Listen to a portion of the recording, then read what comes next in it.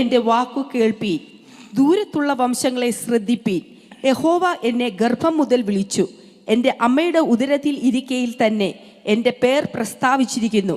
അവൻ എൻ്റെ വായെ മൂർച്ചയുള്ള വാൾ പോലെയാക്കി, തൻ്റെ കൈയുടെ നിഴലിൽ എന്നെ ഒളിപ്പിച്ചു. അവൻ എന്നെ മിനുക്കി അമ്പാക്കി, തൻ്റെ പൂണിയിൽ മറച്ചു വെച്ചു. എന്നോട്, ഇസ്രായേലേ, നീ എൻ്റെ ദാസൻ, ഞാൻ നിന്നിൽ മഹത്വീകരിക്കപ്പെടും എന്ന് അരുളി ചെയ്തു. മതി. ഈ വാക്യങ്ങൾ ഞാനിവിടെ തുടരാൻ പോവുകയാണ്. 49-ാമത്തെ അധ്യായത്തിൽ നിന്നായിരിക്കും ഇന്ന് രാവിലെ പ്രധാനമായും നമ്മൾ ബേസ് ചെയ്തുകൊണ്ട് ഈ കർത്താവിൻ്റെ ആലോചനകളിലേക്ക് പോകുന്നത്. ഞാൻ പറഞ്ഞല്ലോ, ചില മനപ്രയാസങ്ങൾ എനിക്കും ഉണ്ടായിരുന്നു, എല്ലാവർക്കും ഉണ്ടാകും, അതുപോലെ എനിക്കുമുണ്ട്. അത് ഇടയ്ക്കിടയ്ക്കൊക്കെ ഇങ്ങനെ ഉണ്ടാകുന്നതാണ്, അത് ആവശ്യവുമാണ്. എങ്കിൽ മാത്രമേ ഫ്രീഡം എന്നാന്നുള്ളത് നമ്മൾ മനസ്സിലാക്കത്തുള്ളൂ. ഇന്നലെ രാത്രിയിൽ എനിക്ക് വളരെ വിദൂരതയിൽ നിന്നൊരു കോൾ കിട്ടി. അത് ഇതിനേക്കാളൊക്കെ തകർക്കുന്ന മെസ്സേജുകൾ കിട്ടി. അത് കഴിഞ്ഞപ്പോൾ എനിക്ക് തന്നെ സങ്കടം തോന്നി. കർത്താവെ സ്നേഹിച്ചവരും ഒരുമിച്ച് നടന്നവരും ഞാൻ പണിതവരും വളർന്നവരും ഒക്കെ നിസ്സാരമായ കാര്യങ്ങളുടെ മുമ്പിൽ ആരോ പരത്തുന്ന വ്യാജ പ്രസ്താവനകളുടെ പുറത്ത്, അതെ, ചില ദുർവ്യാഖ്യാനങ്ങളുടെ പുറത്ത് കൂറുവിട്ട് മാറുന്നല്ലോ എന്നൊരു ഭയം എനിക്കുണ്ടായി. എല്ലാം കൂടെ ചേർത്തുകൊണ്ടാണ് രാവിലെ ദൈവം ഇടപെടാൻ തുടങ്ങിയത്. ദൈവം ചില കാര്യങ്ങൾ ചെയ്യുവാൻ ചിലത് തീരുമാനിച്ചു. ദൈവം ദാവീദ് മുഖേന ഒരു ഗോപുരം ഒരു ആലയം പണിയാൻ തീരുമാനിച്ചില്ല. പകരം അത് ശലോമോൻ്റെ കൈകൊണ്ട് ചെയ്യിക്കാൻ തീരുമാനിച്ചു. ദാവീദിനോട് ദൈവം തീർത്തു പറഞ്ഞു, നാഥാൻ പ്രവാചകൻ മുഖേന പറഞ്ഞു, നിന്നെ കൊണ്ട് നടക്കത്തില്ല, പക്ഷെ നിന്റെ മകനെ കൊണ്ട് നടക്കും. എല്ലാവരുടെ കൈകൊണ്ടും ദൈവം ഒരു ആലയം പണിയത്തില്ല. എല്ലാവരുടെ കൈകൊണ്ടും ദൈവം ഒരു കാര്യം ചെയ്യത്തില്ല. ദൈവത്തിന് ചെയ്യണമെങ്കിൽ ദൈവത്തിന് ചില യോഗ്യതകളുണ്ട്, ദൈവത്തിനൊരു സമയമുണ്ട്. ആ സമയത്ത് മാത്രമേ ചെയ്യത്തുള്ളൂ. ഞാനൊരു ആവറേജ് ആശയം നിങ്ങളുടെ മുമ്പിലോട്ട് വെക്കാൻ പോകുകയാണ്. ദൈവത്തിന് ഇസ്രായേലിനെ മിസ്രയീമിൽ നിന്ന് വിടുവിക്കണമെന്നുണ്ട്. ദൈവം തിരഞ്ഞെടുത്ത തൻ്റെ സ്വന്തം ജനം അടിമത്വത്തിൻ്റെ കീഴിൽ വന്ന് കിടക്കുക ദൈവത്തിന് ഒരിക്കലും സഹിക്കാവുന്ന കാര്യമല്ല. പക്ഷേ ദൈവത്തിന് ചില കാലക്കണക്കുകളുണ്ട്. ഇവരൊന്ന് വളർന്നു വരണം. ഇവർ വളർന്നു വന്നെങ്കിൽ മാത്രമേ ഇവരെ കനാനിലേക്ക് കൊണ്ടുവരാനൊക്കത്തുള്ളൂ. ഞാൻ ചില ആശയങ്ങൾ പറയുകയാണ്. ദൈവിക കാലക്കണക്കുകൾ. നമ്പർ 1, ഈ ജനം വളർന്നു വന്നെങ്കിൽ മാത്രമേ ഇവരെ കനാനിലേക്ക് അയക്കാനൊക്കത്തുള്ളൂ. കനാനിൽ പോയാൽ പാർക്കാൻ ഒരു ജനതതി വേണം. അത് ഇവിടുന്ന് വേണം അവർ വളരാൻ. 2, അമോര്യരുടെ അകൃത്യം ഇതുവരെ തികഞ്ഞിട്ടില്ല. അബ്രഹാമിനോട് ദൈവം പറയുമ്പോൾ പറഞ്ഞ വാദം അതാണ്. അമോര്യരുടെ അകൃത്യം ഇതുവരെ തികഞ്ഞിട്ടില്ല. അത് തികഞ്ഞ ശേഷം മാത്രമേ അവിടുന്ന് മാറ്റാൻ ഒക്കത്തുള്ളൂ. നിന്റെ ജനം വളരുകയും വേണം, അമോര്യരുടെ അകൃത്യം തികയുകയും വേണം. ഇതിന് രണ്ടും കൂടെ കണക്ക് കൂട്ടിയിട്ട് ഒരു 400 വർഷം വേണം. അതുകൊണ്ട് ഈ 400 വർഷം ഞാൻ നിങ്ങളെ മിസ്രയീമിലോട്ട് ഇടാൻ പോവാം. അങ്ങനെ ദൈവത്തിൻ്റെ സമയമായി, ദൈവത്തിൻ്റെ കാലക്കണക്കായി, ദൈവത്തിൻ്റെ സമയമായപ്പോൾ മിസ്രയീമിൽ നിന്ന് എബ്രായനെ വിടുവിച്ചെടുക്കണം. കർത്താവ് പറഞ്ഞൊരു മോശെ ഞാൻ അയക്കാൻ പോവുകയാണ്, അവൻ മുഖേന കാര്യം നടക്കും. പക്ഷെ മോശെ അങ്ങേ കൊണ്ട് ഒറ്റയ്ക്ക് പണി നടക്കത്തില്ല, ഒരു 70 പേരെ കൂടെ വേണം. അങ്ങയുടെ മേലുള്ള ആത്മാവിൽ കുറെ എടുത്ത് ഞാൻ 70 പേരുടെ മേലാക്കും. നിങ്ങൾ 71 പേര് ഒരുമിച്ച് പിടിച്ചെങ്കിൽ മാത്രമേ ഒരു കോർപ്പറേറ്റ് അനോയിൻറ്റിങ്ങിൻ്റെ കീഴിൽ നിൽക്കുന്ന ഒരു വിഭാഗത്തെ ഒരുമിച്ച് കിട്ടിയെങ്കിൽ മാത്രമേ ദൈവത്തിനൊരു വേലയൊക്കത്തുള്ളൂ. ഇന്ന് എൻ്റെ മുമ്പിൽ വന്നിരിക്കുന്നവർ, ഞാൻ ഇങ്ങോട്ട് കയറുന്നതിന് മുമ്പേ നോക്കിയായിരുന്നു, നമ്മുടെ ചർച്ചയിൽ നിന്നുള്ളവരെ ഉൾപ്പെടെ ആയിരിക്കാം, ഒരു 10-200 ആളുകൾ ഓൺലൈനിൽ ഇപ്പോൾ ഉണ്ട്. ഞാനത് നോക്കിയാൽ ഇങ്ങോട്ട് കയറിയത് ഒരു 200 ആളുകൾ ഓൺലൈനിൽ ഇപ്പോഴുണ്ട്. ചില നിങ്ങളൊക്കെ ഇവിടെ വരേണ്ടതായിരുന്നു, നമുക്ക് ഒരുമിച്ചിരുന്ന് ചിന്തിക്കേണ്ടതായിരുന്നു. പ്ലസ് ഇതിനകത്തുള്ളവരുണ്ട്. നമ്മുടെ മേൽ എന്തെങ്കിലും ഒരു പകർച്ച, ഇല്ലെങ്കിൽ ഇന്ന് ഉച്ച കഴിഞ്ഞ് കാണുന്നവർ കുറച്ച് പേര് കാണും, തുടർന്ന് കാണുന്നവർ കാണും. നമ്മുടെ മേൽ ഒരുമിച്ചൊരു പകർച്ച ദൈവത്തിന് പകർന്നെങ്കിൽ മാത്രമേ അന്ത്യകാല ഉണർവിന് വേണ്ടി ചെയ്യേണ്ട പണി ദൈവത്തിന് ചെയ്യാനൊക്കത്തുള്ളൂ. അതുകൊണ്ട് നമുക്ക് ഒരുമിച്ച് ചിന്തിക്കാൻ വേണ്ടിയാണ് ഈ ആശയങ്ങളിലേക്ക് വരുന്നത്. ഇവിടെ പരിശുദ്ധാത്മാവ് എന്നോട് സംസാരിച്ച വാക്യങ്ങളാണെങ്കിലും തിരുവചനത്തിൻ്റെ കോട്ടിംഗ് ആണ് ഞാൻ എടുത്തത്. ബേസിക്കലി ഇത് യെശയ്യാവ് മുഖേന ദൈവം യെശയ്യാവിനോട് പറയുന്നതാണ്. അങ്ങനെയാണെങ്കിൽ യെശയ്യാവിനോട് പറഞ്ഞ ആലോചന എനിക്ക് എത്രയും ബാധകമാണോ അത്രയും നിങ്ങൾക്കും ബാധകമാണ്. ഇന്നലെ രാത്രിയിൽ ഒരാൾ എന്നെ വിളിച്ചു പറഞ്ഞു, കൊരിന്ത്യ സഭയ്ക്ക് എഴുതിയ ലേഖനത്തിലാണ് സ്ത്രീകൾ തലമൂടണം എന്ന് പറഞ്ഞിരിക്കുന്നത്, അതുകൊണ്ട് നമ്മളതിൻ്റെ കാര്യമില്ല, കൊരിന്ത്യർക്ക് എഴുതിയാൽ മതിയെന്ന്. ഞാൻ പറഞ്ഞു, പണ്ടാരാണ്ട് പറഞ്ഞായിരുന്നു കോഴഞ്ചേരിക്കാർക്ക് എഴുതിയ ലേഖനത്തിൽ സ്നാനത്തെക്കുറിച്ച് മിണ്ടാത്തത് കൊണ്ട് കോഴഞ്ചേരിക്കാർ സ്നാനപ്പെടേണ്ട, കൊരിന്ത്യർ സ്നാനപ്പെട്ടാൽ മതി എന്ന് പണ്ടൊരുത്തം പറഞ്ഞു. എന്നോട് ഇന്നലെ പറഞ്ഞ ആളിനോട് ഞാൻ പറഞ്ഞു, തിരുവനന്തപുരംകാർക്ക് വേണ്ടി ഒരു ലേഖനം എഴുതി വരുന്നത് വരെ തൽക്കാലം കൊരിന്ത്യ ലേഖനം അനുസരിക്കാം. ഇതുപോലെ ഓരോ ദേശത്തിനു വേണ്ടി ഓരോ ദൂത് തക്ക സമയത്തിൽ അഡോപ്റ്റ് ചെയ്യേണ്ടതിനാണ് കർത്താവിൻ ദൈവത്തിൻ്റെ വചനത്തിൽ ഇത് എഴുതിയിട്ടത്. ബേസിക്കലി ഈ ആശയം ദൈവം യെശയ്യാ പ്രവാചകനോട് പറയുന്നതാണ്. എന്നാൽ യെശയ്യാവ് മുഖേന എന്നോടും അത് മുഖേന നിങ്ങളോടും നമ്മോട് ഒരുമിച്ച് ദൈവത്തിന് ഇടപെടുവാനുള്ള കാര്യമാണ്. ഞാനിതിനകത്തെ രണ്ടാമത്തെ വാക്യം ബേസിക്കലി എടുക്കട്ടെ. അവൻ എൻ്റെ വായെ മൂർച്ചയുള്ള വാൾ പോലെയാക്കി തൻ്റെ കൈയുടെ നിഴലിൽ എന്നെ ഒളിപ്പിച്ചു. അവൻ എന്നെ ഒരു മിനുക്കി അമ്പാക്കി തൻ്റെ പൂണിയിൽ മറച്ചു. എന്നോട്, ഇസ്രായേലേ, നീ എൻ്റെ ദാസൻ, ഞാൻ നിന്നിൽ മഹത്വീകരിക്കപ്പെടും എന്ന് അരുളി ചെയ്തു. ഇസ്രായേലിനെ ദൈവം വിളിച്ചിറക്കി. ഞാൻ പറഞ്ഞു, അബ്രഹാമിനെ വിളിച്ചിറക്കി, പിന്നത്തേതിൽ മിസ്രൈമിൽ കൊണ്ടുവന്നു. ദൈവത്തിൻ്റെ സമയമായപ്പോൾ ദൈവം വളർത്തി. ഒരു മോശയെ ദൈവം തിരഞ്ഞെടുത്തു, ഇവരുടെ മുമ്പിലോട്ട് അയച്ചു. ഈ ജനത്തെ അവിടുന്ന് വിടുവിച്ചു കൊണ്ടുവരികയാണ്. ഇങ്ങോട്ട് കൊണ്ടുവരുന്ന ആ ജനത്തോട് കാലത്തിൻ്റെ പോക്കിൽ, ബീയിങ്ങിൻ്റെ പ്രോസസ്സ് എന്ന് പറയാം, ദൈവത്തിന് അവരെ കനാനിൽ വരെ എത്തിക്കണം. ഇങ്ങോട്ട് കൊണ്ടുവരികയാണ്. ഇങ്ങോട്ട് കൊണ്ടുവരുന്ന കൂട്ടത്തിൽ അടുത്തത്, കനാനിൽ എത്തിയാലും അവരെക്കുറിച്ചുള്ള ദൈവത്തിൻ്റെ പർപ്പസ് തീർന്നില്ല. യഹൂദന്മാരിൽ നിന്ന് യേശു ജനിക്കണം. അതാണ് ദൈവത്തിൻ്റെ കാഴ്ചപ്പാട്. അതുവരെ യഹൂദൻ്റെ ദൗത്യം തീരുന്നില്ല. അവൻ്റെ അക്ഷരിക ദൗത്യം തീരണമെങ്കിൽ യേശു അവരുടെ എഴുന്നേൽക്കണം. അതിനു വേണ്ടിയാണ് ആ ജാതിയെ കൊണ്ടുവന്നത്. എന്നെയും നിങ്ങളെയും ഇവിടെ കൊണ്ടുവന്നിരിക്കുന്നത് ഈ ദേശത്ത്, രാജ്യത്ത്, നമ്മുടെ പട്ടണങ്ങളിൽ ഒരു അന്ത്യകാല ഉണർവുണ്ടാകണം. അതിനു വേണ്ടിയാണ്.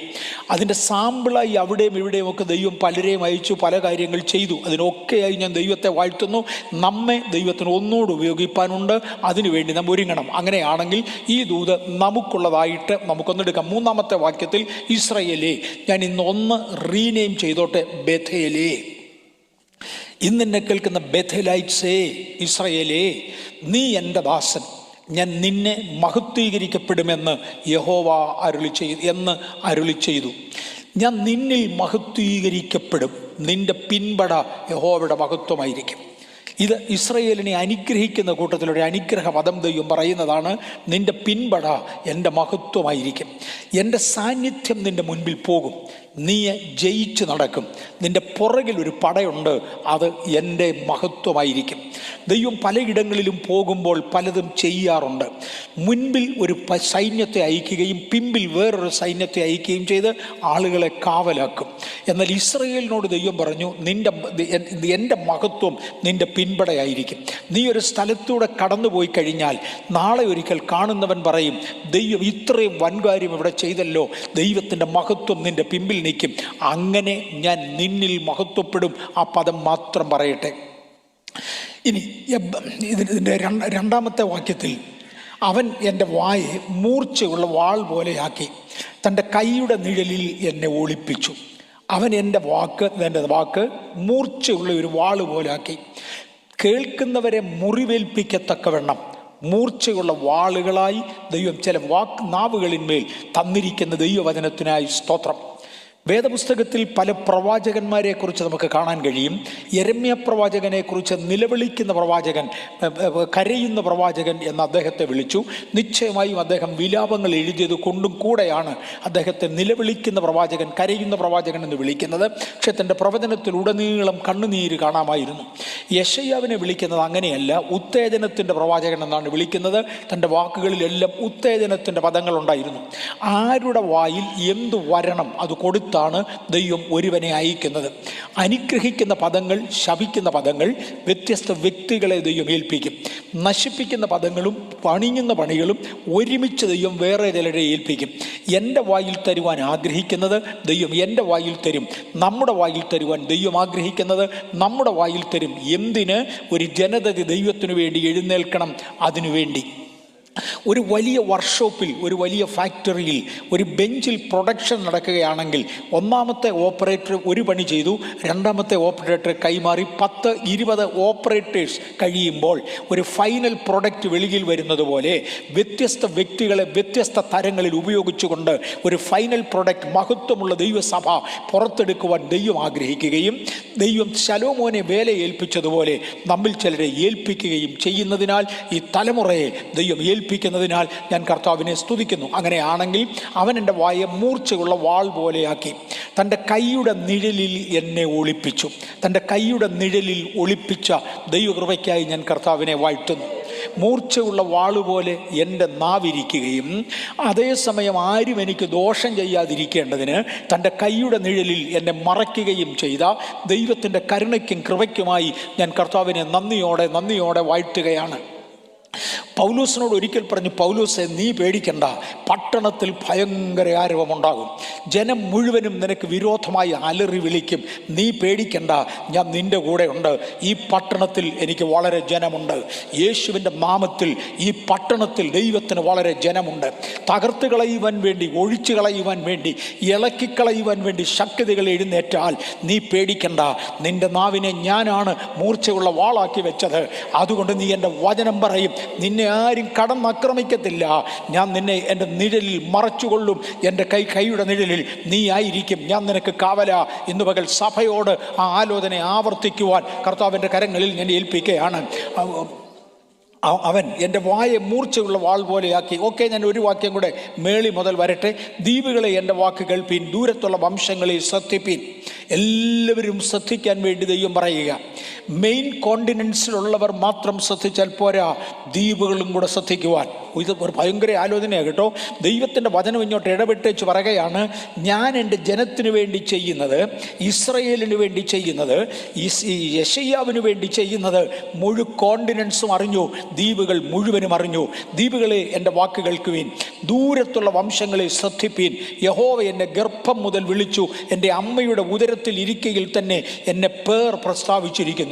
ഇന്ന് പകൽ തെരഞ്ഞെടുപ്പിനെ കുറിച്ച് ഇവിടെ ഇരിക്കുന്ന എല്ലാവർക്കും അറിയാം.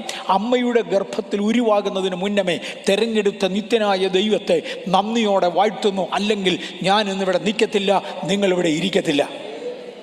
ലോകത്തിൻ്റെ വിവിധ ഭാഗങ്ങളിൽ വളർന്നും ചരിച്ചും വന്ന നമ്മെ ഒരുമിച്ചിവിടെ കൊണ്ടിരുത്തിയെങ്കിൽ സ്വർഗത്തിലെ ദൈവം നമ്മെ ഒരുമിച്ച് ചേർത്തതാകയാൽ ദൈവത്തിന് വേണ്ടി ചിലത് ചെയ്യുവാൻ കർത്താവ് നമ്മെ കൊണ്ടുവന്നതാണ്. ഞാൻ നിന്നെ ദൂരത്ത് പണ്ടേ തിരഞ്ഞെടുത്തതാണ്. എൻ്റെ അമ്മയുടെ ഉദരത്തിൽ ഇരിക്കയിൽ തന്നെ എൻ്റെ പേർ പ്രസ്താവിച്ചിരുന്നു. അവൻ എൻ്റെ വായെ മൂർച്ചയുള്ള വാൾ പോലെയാക്കി. ഒന്ന്, എൻ്റെ തെരഞ്ഞെടുപ്പ്, എന്നെ ഫണ്ടമെൻ്റലി തിരഞ്ഞെടുത്ത ദൈവിക തെരഞ്ഞെടുപ്പ്. രണ്ട്, അന്ന് തന്നെ എന്നെ അപ്പോയിൻ്റ് ചെയ്ത ദൈവത്തിൻ്റെ വഴി. എബ്രായ ലേഖനം 4-ാം അധ്യായത്തിൻ്റെ 12-ാമത്തെ വാക്യത്തിൽ ദൈവത്തിൻ്റെ വചനം ജീവനും ചൈതന്യവും ഉള്ളതായി, ഇരുവായ്ത്തലയുള്ള ഏത് വാളിനേക്കാളും മൂർച്ചയേറിയതും പ്രാണനെയും ആത്മാവിനെയും സന്ധിമജ്ഞകളെയും വേറിടുവിക്കും വരെ തുളച്ചു ചെല്ലുന്നതും ഹൃദയത്തിലെ ചിന്തനങ്ങളെയും ഭാവനങ്ങളെയും വിവേചിക്കുന്നതും ആകുന്നു. നിന്റെ നാവിനെ മൂർച്ചയുള്ള വാൾ പോലെയാക്കി എന്ന് പറയുന്നത് എന്തിനെ കുറിച്ചാണ്? തെറി പറയാൻ വേണ്ടിയല്ല, ചീത്ത പറയാൻ വേണ്ടിയല്ല, അപവാദം പറയാൻ വേണ്ടിയല്ല, അനർത്ഥം മെനഞ്ഞുണ്ടാക്കേണ്ടതിന് വേണ്ടിയല്ല, ദൈവത്തിൻ്റെ വചനം വഹിക്കേണ്ടതിനാണ്. ദൈവത്തിൻ്റെ വചനത്തെക്കുറിച്ചാണ് പറഞ്ഞത്. ദൈവത്തിൻ്റെ വചനം ജീവനും ചൈതന്യവുമുള്ളതായി, ഇരുവായ്ത്തലയുള്ള ഏത് വാളിനേക്കാളും മൂർച്ചയുള്ളതായി അത് കയറി വരികയാണ്. ആത്മാവിനെയും സന്ധിമജ്ഞകളെയും വേർപിടിപ്പിക്കും വരെ തുളച്ചു ചെല്ലുന്നതും ഹൃദയത്തിലെ ചിന്തനങ്ങളെയും ഭാവങ്ങളെയും വിവേചിക്കുന്നതും ആകുന്നു.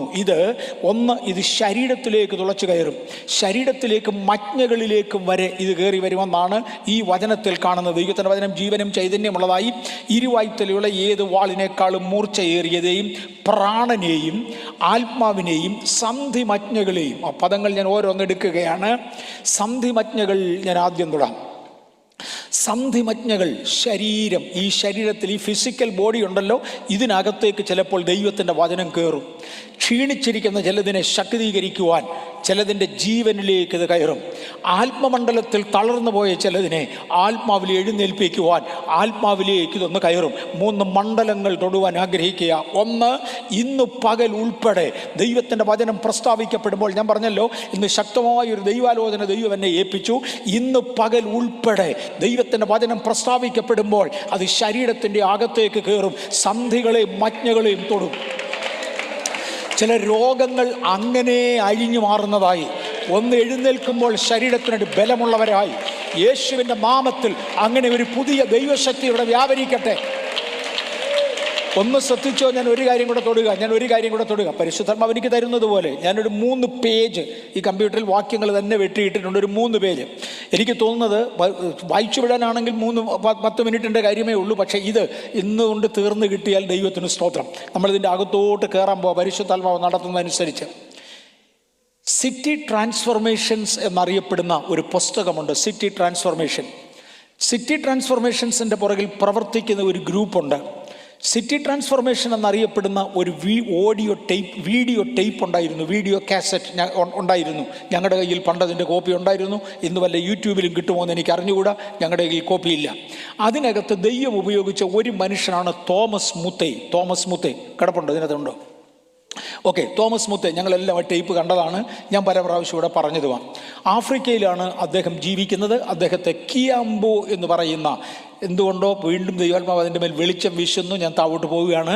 സിറ്റി ട്രാൻസ്ഫോർമേഷൻ ബാംഗ്ലൂരിൽ നിന്ന് നടന്നു കിട്ടിയിരുന്നെങ്കിൽ കർത്താവേ നന്ദി എന്ന് നമുക്ക് പറയാം. ഓക്കെ, അതിനകത്ത് കിയാംബോ എന്ന് പറയുന്ന ഒരു പട്ടണത്തിലാണ് അദ്ദേഹം പ്രവർത്തിച്ചത്. കിയാംബോ എന്ന് പറയുന്ന പട്ടണത്തെക്കുറിച്ച് തോമസ് മുത്തേ ഞങ്ങളോട് പറഞ്ഞത്, ഞാൻ പറയാൻ വന്നത് ഇവിടെയൊക്കെ മാറിയ, ഞങ്ങളോട് പറഞ്ഞത്, വൈകിട്ട് 4 മണി കഴിഞ്ഞാൽ സാധാരണക്കാരൻ ആരും സ്വന്തം ഭാര്യയോ പെൺകുഞ്ഞുങ്ങളെയോ കൊണ്ട് കിയാംബോ പട്ടണത്തിൽ കൂടെ പോകത്തില്ല. കാര്യം കണ്ടവൻ കയറി ഉപദ്രവിച്ച് പെൺപിള്ളേരെയും തട്ടിക്കൊണ്ടുപോകും. അതായിരുന്നു അന്നത്തെ സാഹചര്യം. അന്ന് അവിടെ നിന്ന് ഏതാണ്ട് 350 കിലോമീറ്റർ ദൂരെയുള്ള ഈ മനുഷ്യനോട്, തോമസ് മുത്തയോട് ദൈവം പറഞ്ഞു, നീ പോയി കിയാംബോ പട്ടണത്തിന് വേണ്ടി പ്രാർത്ഥിക്കാൻ പറഞ്ഞു. കിയാംബോയ്ക്ക് വേണ്ടി പ്രാർത്ഥിക്കുവാൻ അദ്ദേഹം ഒറ്റയ്ക്കാണ് വന്നത്. കാര്യം ഭാര്യയും മക്കളെയും കൊണ്ടുവന്നാൽ ആകെ സ്ഥിതിഗതികൾ മോശമാകും. അതുകൊണ്ട് അദ്ദേഹം ഒറ്റയ്ക്ക് വന്ന് കിയാംബോയിൽ മുട്ടുകുത്തി. ചില നാളുകൾ അദ്ദേഹം കിയാംബോയിൽ പ്രാർത്ഥിച്ചു കഴിഞ്ഞതോടെ അന്തരീക്ഷം പയ്യെ മാറാൻ തുടങ്ങി. അന്തരീക്ഷം ആകെ മാറി. അവിടുത്തെ സ്ഥിതിഗതികൾ മാറി. ആളുകൾ മാനസാന്തരപ്പെടാൻ തുടങ്ങി. പട്ടണത്തിൽ വ്യാപരിച്ചിരുന്ന വൻ പിശാചുക്കൾ കാലിൻ്റെ കീഴിലായി തീർന്നു. അതിനെ തുടർന്ന് അദ്ദേഹം ഭാര്യയും മക്കളും ഒക്കെയായി വന്നു. ഞങ്ങൾ അദ്ദേഹത്തെ പോയി കണ്ടു. അദ്ദേഹത്തിന് 5000 മെമ്പേഴ്സ് വീതമുള്ള പല സഭകളുണ്ട്. അദ്ദേഹത്തിനൊരു സഭാ കെട്ടിടം പണിയാൻ കാശ് ഒന്നും ചെലവില്ല. അദ്ദേഹം സാധാരണ ഏറെ കാട്ടുചെടികൾ വെട്ടി അവിടെയൊക്കെ നാട്ടി, അതിൻ്റെ കമ്പുകൾ നാട്ടി. ആ കാട്ടുചെടികളുടെ കമ്പുകളുടെ ഇടയിലോട്ട് ചള്ള കുഴച്ച് തേച്ച്, അതാണ് അവിടുത്തെ കെട്ടിടത്തിൻ്റെ പണിയുടെ ഭാവം. മേളിൽ കുറേ ഇലകളും വാരിയിടും. അങ്ങനെയാണ് അവിടുത്തെ കെട്ടിടങ്ങൾ. അങ്ങനെ 5000 പേർക്ക് വീതം ഇരിക്കാവുന്ന പല ബ്രാഞ്ചസ് അദ്ദേഹം ഫോം ചെയ്യുകയും നാളുകൾക്കകം ആ പട്ടണം ആകപ്പാടെ മാറുകയും ചെയ്തു. അതാണ് സിറ്റി ട്രാൻസ്ഫോർമേഷൻ ഹിസ്റ്ററിയിലെ ഒന്നാമത്തെ പട്ടണം. കിയാംബോ പട്ടണമാണ്. തോമസ് മുത്തേ എന്ന മനുഷ്യനാണ് അവിടെ, ആഫ്രിക്കനാണ്. അദ്ദേഹമാണ് അവിടെ പ്രവർത്തിച്ചത്. ഞങ്ങളവിടെ ചെല്ലുമ്പോഴത്തേക്ക് അവിടുത്തെ ഷേപ്പ് മൊത്തം മാറി. വഴിയറമ്പിലിരുന്ന് ഇന്ന് 94% ഞങ്ങൾ ചെല്ലുന്ന സമയം ഒരു 10 വർഷത്തിന് മുമ്പേ ആയിരിക്കും, 10-15 വർഷമായി കാണും ഞങ്ങളിവിടെ പോയിട്ട്. ഞങ്ങളവിടെ ചെല്ലുന്ന സമയം റോഡ് സൈഡിലിരുന്ന് ഷൂ പോളിഷ് ചെയ്യുന്നവൻ്റെ മേളിൽ വെച്ചിരിക്കുന്നത് ഇവാഞ്ചൽ ഷൈനേഴ്സ്, ഗോസ്പൽ ഷൈനേഴ്സ്, ഹെവൻലി ഷൈനേഴ്സ് പേരുകൾ. ഇതൊക്കെയാണ്. പട്ടണത്തിൻ്റെ പേരേ മാറി. തയ്യക്കടകളുടെ പേര് ഗോസ്പൽ ഫാഷനേഴ്സ്, ഇവാഞ്ചൽ ഫാഷനേഴ്സ്, ഹെവൻലി ഫാഷനേഴ്സ്. തയ്യക്കടകളുടെ മേളത്തെ പേര്. ഒരു കള്ളി ഷാപ്പ് ഇപ്പോഴും ഉണ്ട്. ഞാൻ അന്നും പറഞ്ഞത് എനിക്ക് ഓർമ്മയുണ്ട്. അതിൻ്റെ പേരാണെങ്കിൽ അതിനേക്കാളും ഭയങ്കരമാണ് ഗുഡ് ഹോപ്പ് ബാർ, പ്രത്യാശയുടെ ബാർ എന്നാണ് അതിൻ്റെ പേര്. അതിൻ്റെ വരെ പേര് മാറി. അങ്ങോട്ട് തിരിഞ്ഞു കഴിഞ്ഞാൽ ആ കിയാംബോ പട്ടണത്തിനകത്തൂടെ ഇറങ്ങി നടന്നു കഴിഞ്ഞാൽ എല്ലാത്തിനും ഒരു ക്രിസ്ത്യൻ ലുക്കുണ്ട്. കാര്യം 94% പെന്തക്കോസുകാരാണ്. പഴകിയ പെന്തക്കോസ് അല്ല. തോമസ് മുത്തയുടെ സമയത്ത് രക്ഷിക്കപ്പെട്ടു വന്ന 1ാം ജനറേഷൻ പെന്തക്കോസുകാരായതുകൊണ്ട് പട്ടണത്തിനകത്ത് അതിൻ്റെ വൈബ്രൻസി ഉണ്ട്. ഞാൻ വരുന്നൊരു അല്പം കൂടെ വ്യത്യസ്തമാണ്. തോമസ് മുത്തയെ കാണാൻ വേണ്ടി ഞങ്ങളൊരു അപ്പോയിൻമെൻ്റ് എടുത്തു. പകൽ ഇത്ര മണിക്ക് വരാൻ അദ്ദേഹം ആവശ്യപ്പെട്ടു. പക്ഷേ ഞങ്ങൾക്ക് കിട്ടിയ കാറ് ഇച്ചിരി വേഗത്തിലാണ് ഓടുന്നത്. എല്ലാ കാറും വേഗത്തിലാണ് ഓടുന്നത്. പക്ഷേ റോഡൊക്കെ തീരെ മോശമായതുകൊണ്ട് അതിനെക്കുറിച്ച് ഒരു വാക്ക് പറയാം. ജപ്പാനിൽ നിന്നും ഇരുമ്പ് വിലയ്ക്ക് വിൽക്കാൻ വേണ്ടി കാറുകൾ വിടും. അത് ഗ്യാസ് കട്ടിങ് ഉപയോഗിച്ച് 2 കഷണമായി കട്ട് ചെയ്തങ്ങ് മാറ്റും. എന്നിട്ട് ഇതങ്ങ് സ്ക്രാപ്പ് ചെയ്ത് കപ്പലിൽ കയറ്റിക്കളയും. അങ്ങനത്തെ കഷണങ്ങൾ 2 വാങ്ങിച്ചുകൊണ്ട് വന്ന് വെൽഡ് ചെയ്ത് ചേർത്തതാണ് കിയാംബോയിലെ പല കാറുകളും. ടാക്സ് കിട്ടുന്നത് പലതും അതാ. അല്ല അവിടെ നല്ല കാറും ഒന്നും ഇല്ല. റോഡുകളെന്ന് പറയുന്നൊരു സാധനം ഇല്ല. ഓടുന്ന വഴികളുണ്ട്, അത്രേ ഉള്ളൂ. കുണ്ടും കുഴിയും പിടിച്ച് കിടക്കുന്ന വഴിയാണ്. അവിടെ സ്പീഡ് ലിമിറ്റ് എന്ന് പറയുന്ന ഒന്നില്ല. എന്നാ സ്പീഡ് വരെ എടുക്കാൻ കഴിയും, അതാ സ്പീഡ്. ഈ ചാട്ടത്തിൻ്റെ ലെവൽ അനുസരിച്ച് ഇതിനകത്ത് ഞങ്ങളിങ്ങനെ ചാടിക്കൊണ്ടിരിക്കുകയാണ്. ഏതായാലും ഞങ്ങളെല്ലാം കൂടെ കിയാംബോയിൽ അദ്ദേഹത്തെ കാണാൻ വേണ്ടി തോമസ് മുത്തയുടെ ഭവനത്തിൽ എത്തുമ്പോൾ ഞങ്ങൾ വിചാരിച്ചതിനേക്കാൾ ഒരു 15 മിനിറ്റ് ലേറ്റായിപ്പോയി. അദ്ദേഹം കറക്റ്റ് സമയത്തിന് അടുത്തടുത്ത് പോകണം. അതുകൊണ്ട് ഞങ്ങൾക്കെല്ലാം കൂടെ കിട്ടുന്നത് 5 മിനിറ്റ്. ഞങ്ങൾ 8-10 പേരുണ്ടായിരുന്നു എൻ്റെ തോന്നുന്നു. ഒറ്റക്കാരനകത്ത് എല്ലാത്തിനും കൂടെ കയറ്റി കൊണ്ടുപോവുകയാണ്. അവിടെ ചെന്നപ്പോൾ പലരും ഛർദ്ദിച്ച്, ഒരാളുടെ ഛർദ്ദിൽ വേറൊരാളുടെ മേൽ വീണ് ആകെ മുഷിഞ്ഞ് വല്ലാതായി. എങ്ങനെയെങ്കിലും ഇദ്ദേഹത്തെ കാണണമല്ലോ എന്ന് പറഞ്ഞ് ചെന്നതാണ്. അദ്ദേഹം ഇരുന്നു. 5 മിനിറ്റ് ഞങ്ങളോട് സംസാരിച്ചു. തോമസ് മുത്ത് പോയി കഴിഞ്ഞപ്പോൾ ഞങ്ങളെല്ലാം കൂടെ അന്യോന്യം പറഞ്ഞു, ശരീരം ബലപ്പെട്ടു.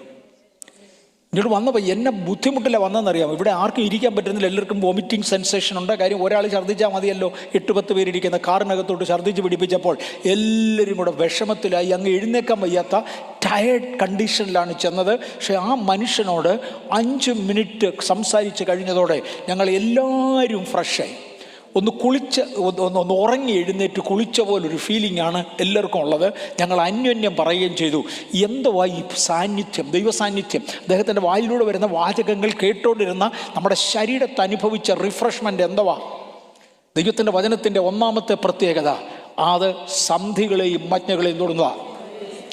ഇന്ന് പകൽ ഇവിടുന്ന് എഴുന്നേറ്റ് പോകുമ്പോൾ ചില രോഗങ്ങൾ സൗഖ്യമായി പോകുവാൻ, ചില വിടുതലുകൾ സംഭവിച്ചു പോകുവാൻ, ദൈവിക വിടുതലുകൾ ഞങ്ങൾ ഇതിനകത്തേക്ക് റിലീസ് ചെയ്യുകയാണ്. ദൈവം അത് ചെയ്യട്ടെ. ഇത് സന്ധിമജ്ഞകളെ തൊടുന്നതാ. സന്ധിമജ്ഞകളെ തൊടത്തില്ലെന്ന് ഒരുത്തൻ പറഞ്ഞാൽ നീ ദൈവവചന വിരോധിയാകയാൽ നിനക്ക് മാറിയിരിക്കാം. ശ്രദ്ധിക്കാൻ ഞങ്ങൾ തയ്യാറല്ല. ഇന്ന് പകൽക്കാലം സന്ധിമജ്ഞകളെ തൊടുന്ന ദൈവത്തിൻ്റെ വചനം എന്നെയും നിങ്ങളെയും തൊടട്ടെ. 2, ഇതെൻ്റെ ഹൃദയത്തെ തൊടുന്നതാ, എൻ്റെ മനസ്സിനെ തൊടുന്നതാണ്. ഇന്ന് പകൽ ദുഃഖത്തോടുകൂടെ വന്നിരിക്കുന്ന ചിലർ, എന്ത് കാരണമെന്നറിയാൻ വയ്യാതെ ഒരു വലിയ ഭാരം വഹിച്ചു കൊണ്ടിരിക്കുന്ന ചിലർ, ദൈവത്തിൻ്റെ വചനം അകത്തോട്ട് കയറുമ്പോൾ ഒരു സന്തോഷത്തോടെ എഴുന്നേറ്റ് പോകുവാൻ ഇത് ഹൃദയത്തെ തൊടുന്നതാകയാൽ, ആമേൻ, പ്രാണനെ തൊടുന്നതാകയാൽ, ഇന്ന് പകൽ നിരാശയുടെ നടുവിൽ, ഹല്ലേലൂയ, ഇന്ന് പകൽ ഭാരത്തിൻ്റെ നടുവിൽ എന്നെ കേൾക്കുന്ന ദൈവത്തിൻ്റെ പൈതലേ, ഇത് ആത്മാവിനെ തൊടുന്നതാണ്, അല്ല ഇത് ഹൃദയത്തെ തൊടുന്നതാണ്, ഇതെൻ്റെ വികാരങ്ങളെ തൊടുന്നതാ. യേശുവിൻ്റെ നാമത്തിൽ ഭയത്തിൻ്റെ വികാരങ്ങൾ, ദുഷ്ടതയുടെ ചിന്തകൾ ചിലതിൽ നിന്ന് മാറിപ്പോകുവാൻ ദൈവത്തിൻ്റെ വചനത്തിൻ്റെ പ്രത്യേകതയാണ്. മോനെ, ഞാൻ നിൻ്റെ നാവിനെ വാളുപോലെ ആക്കിയിരിക്കുക. ഇതിൽ എൻ്റെ വചനം അങ്ങോട്ട് തരികയാ. ഈ വചനത്തിൻ്റെ പ്രത്യേകത അതൊരു ശരീരത്ത് തൊട്ടാൽ അത് സന്ധിമജ്ഞകളെ തൊടുന്നതാ. അതൊരു ഹൃദയത്തിൽ കയറിയാൽ ചില ഭാരങ്ങളെ എടുത്തു മാറ്റുന്നതാ. ഇത് ആത്മാവിൽ കയറിയാൽ ആത്മാവിനെ നവീകരിക്കുന്നതാ. ആത്മാവിനെ നവീകരിക്കുന്നതാ. ഞാൻ ഈ സന്ദർഭോചിതമായിട്ട് ഇന്നൊന്ന് തൊടും. ഞായറാഴ്ച ഒരു പ്രാവശ്യം കൂടെ പറയാൻ ആഗ്രഹിക്കുന്നു. ഞങ്ങൾ ഒരു 3-4 ദിവസം 3 ദിവസം ഇവിടെ ഇല്ലായിരുന്നു. ഞാനും ചിന്നമ്മയും കൂടെ ഞങ്ങൾ കേരളത്തിൽ വരെ പോയിരുന്നു. ഒരു മെഡിക്കൽ ചെക്കപ്പിന് വേണ്ടിയാണ് ബേസിക്കലി പോയത്. എന്തുകൊണ്ടോ അവധി എടുക്കാൻ പറ്റിയില്ല. ഞാൻ സാധാരണ ലീവ് ആപ്ലിക്കേഷൻ സൈൻ ചെയ്ത് കഴിഞ്ഞാൽ പോകാറുള്ളൂ. എനിക്കത് ചെയ്യാൻ പറ്റിയില്ല. ഞാൻ ഇട്ടോളാം, ഒരു ബാക്ക് ഡേറ്റിൽ കൊടുത്തേ പറ്റൂ. ഞാൻ അങ്ങനെ പറ്റിയിട്ടുണ്ടതിന് മുമ്പേ ഈ സ്ഥലത്ത് നിന്നുകൊണ്ടെന്ന് നിങ്ങളുടെ പാസ്റ്റർ എന്നുള്ള സ്ഥിതിയിൽ ഞാൻ ഇതും കൂടെ പറയുകയാണ്. ഞാൻ ഇവിടുന്ന് ഒരു ദിവസത്തേക്ക് വെളിയിൽ പോകണമെങ്കിൽ ലീവ് ആപ്ലിക്കേഷൻ കൊടുത്തേച്ചേ പോകാറുള്ളൂ. ലീവ് ആപ്ലിക്കേഷൻ കൊടുത്ത് ആരെങ്കിലും അത് അംഗീകരിച്ചെങ്കിൽ ശേഷമേ ഞാൻ പോകാറുള്ളൂ. 1-2 പ്രാവശ്യം ഇതിന് മുമ്പേ ഇതുപോലെ പറ്റിയിട്ടുണ്ട്. നേരത്തെ ഞാൻ ലീവ് ആപ്ലിക്കേഷൻ കൊടുക്കാതെ വരും. അന്നേരത്തെ ഒരു അപ്പോളജി ലെറ്റർ സഹിതമാണ് കൊടുക്കുന്നത്. സമയത്തിന് എനിക്ക് സബ്മിറ്റ് ചെയ്യാൻ ഒക്കാതെ പോയതിൽ വിത്ത് അപ്പോളജി. കാര്യം ഞാൻ അധികാരത്തിന് കീഴ്പ്പെട്ടവനാണ്, ദൈവത്തോടും മനുഷ്യരോടും കടപ്പെട്ടവനാണ്. എല്ലാവരും അവരവരുടെ ഉത്തരവാദിത്തങ്ങൾ സൂക്ഷിച്ചോളാൻ ഓർപ്പിക്കുകയാണ്. ഓക്കെ, എനിക്ക് അന്ന് ആപ്ലിക്കേഷൻ കൊടുക്കാൻ ഒത്തില്ല, ഈ ആഴ്ച കൊടുക്കും, വരുന്ന ആഴ്ചയിലെങ്കിലും കൊടുക്കും. ഓക്കെ, ഞങ്ങൾ പോയത് ഒരു മെഡിക്കൽ ചെക്കപ്പിന് വേണ്ടിയായിരുന്നു. എൻ്റെ തലയ്ക്കകത്ത് എക്സ്ട്രാ ഗ്രോത്ത് ഉണ്ട്, ഒത്തിരി പ്രശ്നങ്ങൾ എനിക്കുണ്ടായിരുന്നു. ഒരു സർജറി വേണമെന്ന് പറഞ്ഞു നീണ്ട നാളുകളായിട്ട്. എന്തുകൊണ്ടോ ഇന്ന് രാവിലെ ഞാനൊരു പഴയ ഒരു ഇൻഫർമേഷൻ തപ്പി, എൻ്റെ പഴയ മെസ്സേജുകൾ തപ്പിപ്പോയ കൂട്ടത്തിൽ ഒരു വീഡിയോ കിടക്കുന്നത് കണ്ട്, ഹെഡിങ് ഒന്നും ഇല്ലാതെ ഒരു വീഡിയോ കിടക്കുന്നത് കണ്ട് നോക്കിയപ്പോൾ തമിഴ്നാട്ടിൽ വെച്ച് മയങ്ങി താഴെ വീണതിൻ്റെ പിക്ചർ അദ്ദേഹം എടുത്ത് എനിക്ക് അയച്ചു തന്നിരിക്കുന്നതാണ്. ആ പിക്ചർ എൻ്റെ ഉണ്ട്. ഇന്ന് തന്നെ കൃത്യം അതും കൂടെ കിട്ടി. ഞങ്ങൾ അവിടെ പോയി ചെക്കപ്പ് കഴിഞ്ഞു. ഒരു നല്ല ഹോസ്പിറ്റലിലാണ് പോയത്, ഇൻഡോ അമേരിക്കൻ ഹോസ്പിറ്റലിലാണ് പോയത്. അവിടുത്തെ ഡോക്ടർ ഞങ്ങൾ ചെക്ക് ചെയ്തേച്ച് പറഞ്ഞു കുഴപ്പമൊന്നുമില്ല, പോക്കോളാൻ പറഞ്ഞു. ഇന്ന് ഒഫീഷ്യലി അതിൻ്റെ അദ്ദേഹത്തിൻ്റെ മെഡിക്കൽ സർട്ടിഫിക്കറ്റ് വന്നിട്ടുണ്ട്. ഞങ്ങളുടെ രണ്ടുപേരുടെയും CT സ്കാനിങ് എടുത്തു. Absolutely normal. ഇതൊന്നും സ്വപ്നത്തിൽ പ്രതീക്ഷിച്ചതല്ല. എന്ന് നടന്നു എന്ന് എനിക്ക് അറിഞ്ഞുകൂടാ. ഒരു കാര്യം എനിക്ക് ഉറപ്പാണ്, ദൈവത്തിൻ്റെ വചനം സന്ധിമജ്ഞകളെ തൊടുന്നതാണ്. ദൈവത്തിൻ്റെ വചനം സന്ധിമജ്ഞകളെ തൊടുന്നതാണ്. അതുകൊണ്ട് ഞാൻ ദൈവത്തെ സ്തുതിക്കുന്നു. നിങ്ങളിൽ ആർക്കെങ്കിലുമൊക്കെ സന്ധിമജ്ഞകളിൽ പ്രശ്നമുണ്ടെന്ന് പറഞ്ഞാൽ, ശരീരത്തിൽ പ്രശ്നമുണ്ടെങ്കിൽ ഇന്ന് പകലൊന്ന് ഏൽപ്പിക്കപ്പെട്ടു, കർത്താവ് നിങ്ങളെ ഒന്ന് തൊടട്ടെ. 2, അടുത്തത് എൻ്റെ ഹൃദയത്തെ തൊടുന്നതാണത്. ദൈവത്തിൻ്റെ വചനം എൻ്റെ ഹൃദയത്തെ തൊടുന്നതാ, എൻ്റെ പ്രാണനെ തൊടുന്നതാ. ഇന്ന് പകൽ എന്തെങ്കിലും ഭാരവുമായി വന്നിരിക്കുന്നവർ ദൈവത്തെങ്കിലേക്ക് അങ്ങ് ഏൽപ്പിച്ചു. ഭീതിയുമായി വന്നിരിക്കുന്നവർ, ഹൃദയത്തിന് പ്രയാസമുള്ള വിഷയങ്ങളുമായി വന്നവർ ദൈവസന്നിധിയിലോട്ട് ഏൽപ്പിച്ചു. ഭാരം ഒഴിച്ചു വെച്ച് പൊയ്ക്കോളാൻ. Praise the Lord. കർത്താവ് ഒരിക്കലും ഒരു രക്തസ്രവക്കാരത്തെ സ്ത്രീയോട് പറഞ്ഞു, പോയി ബാധ ഒഴിഞ്ഞ് സ്വസ്ഥയായിരിക്കുക, പോയി ബാധ ഒഴിഞ്ഞ് സ്വസ്ഥയായിരിക്കുക. കഴിഞ്ഞ 12 വർഷമായി ഏറിയ വൈദ്യന്മാരാൽ ഏറിയോന്ന് സഹിച്ച് ഉള്ള മുതൽ മുഴുവനും കളഞ്ഞേച്ച് അവസാനം അവളെ റൈറ്റ് ഡിസിഷനിലേക്ക് വന്നു. യേശുവിൻ്റെ വസ്ത്രത്തിൻ്റെ തൊങ്ങലെങ്കിലും തൊട്ടാൽ മതി, തൊടുകയും ശക്തി വ്യാപരിക്കുകയും കൂടാണ്. യേശു ചോദിച്ചു, തൊട്ടതാരാ? അവൾ പറഞ്ഞു, ഞാനാ തൊട്ടത്. പോയി ബാധ ഒഴിഞ്ഞ് സ്വസ്ഥയായിരിക്കുക എന്ന് പറയുന്നത് പോലെ ഇന്ന് ജീവിതത്തിൻ്റെ ഭാരം മാറി പോയി സ്വസ്ഥമായിരിക്കെ, ഹൃദയങ്ങൾ ഒന്ന് നേരെയാകട്ടെ. ചർച്ചിൻ്റെ ചുമതല നിൽക്കുന്നതല്ലേ, ദൈവം ഉപയോഗിക്കുന്ന ഒരു സഭയായതുകൊണ്ട്, ദൈവം വളർത്തുന്ന സഭയായതുകൊണ്ട് പിശാചിന് അതുപോലെ വൈരാഗ്യമുണ്ട്. നോ ഡൗട്ട്, പിശാചിന് അതുപോലെ വൈരാഗ്യമുണ്ട്. ആ വൈരാഗ്യത്തിൽ നിന്ന് അവൻ അതും ഇതുമൊക്കെ ചെയ്തുകൊണ്ടിരിക്കും. പലപ്പോഴും ഹൃദയത്തിന് ഭാരം വരും.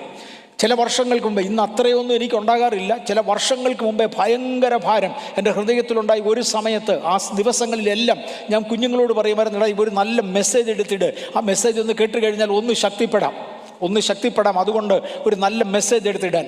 ഒരു ദിവസം സന്തോഷൻ്റെ അടുക്ക വന്ന് പറഞ്ഞത് എനിക്ക് ഓർമ്മയുണ്ട്. ഡാഡി കൊണ്ട് പ്രസംഗിച്ച മെസ്സേജേ ഉള്ളൂ, ഇപ്പം പവർഫുൾ മെസ്സേജ് വേറെ ഒന്നുമില്ല ഞങ്ങളുടെ. നമ്മുടെ ഇട അത് മതി.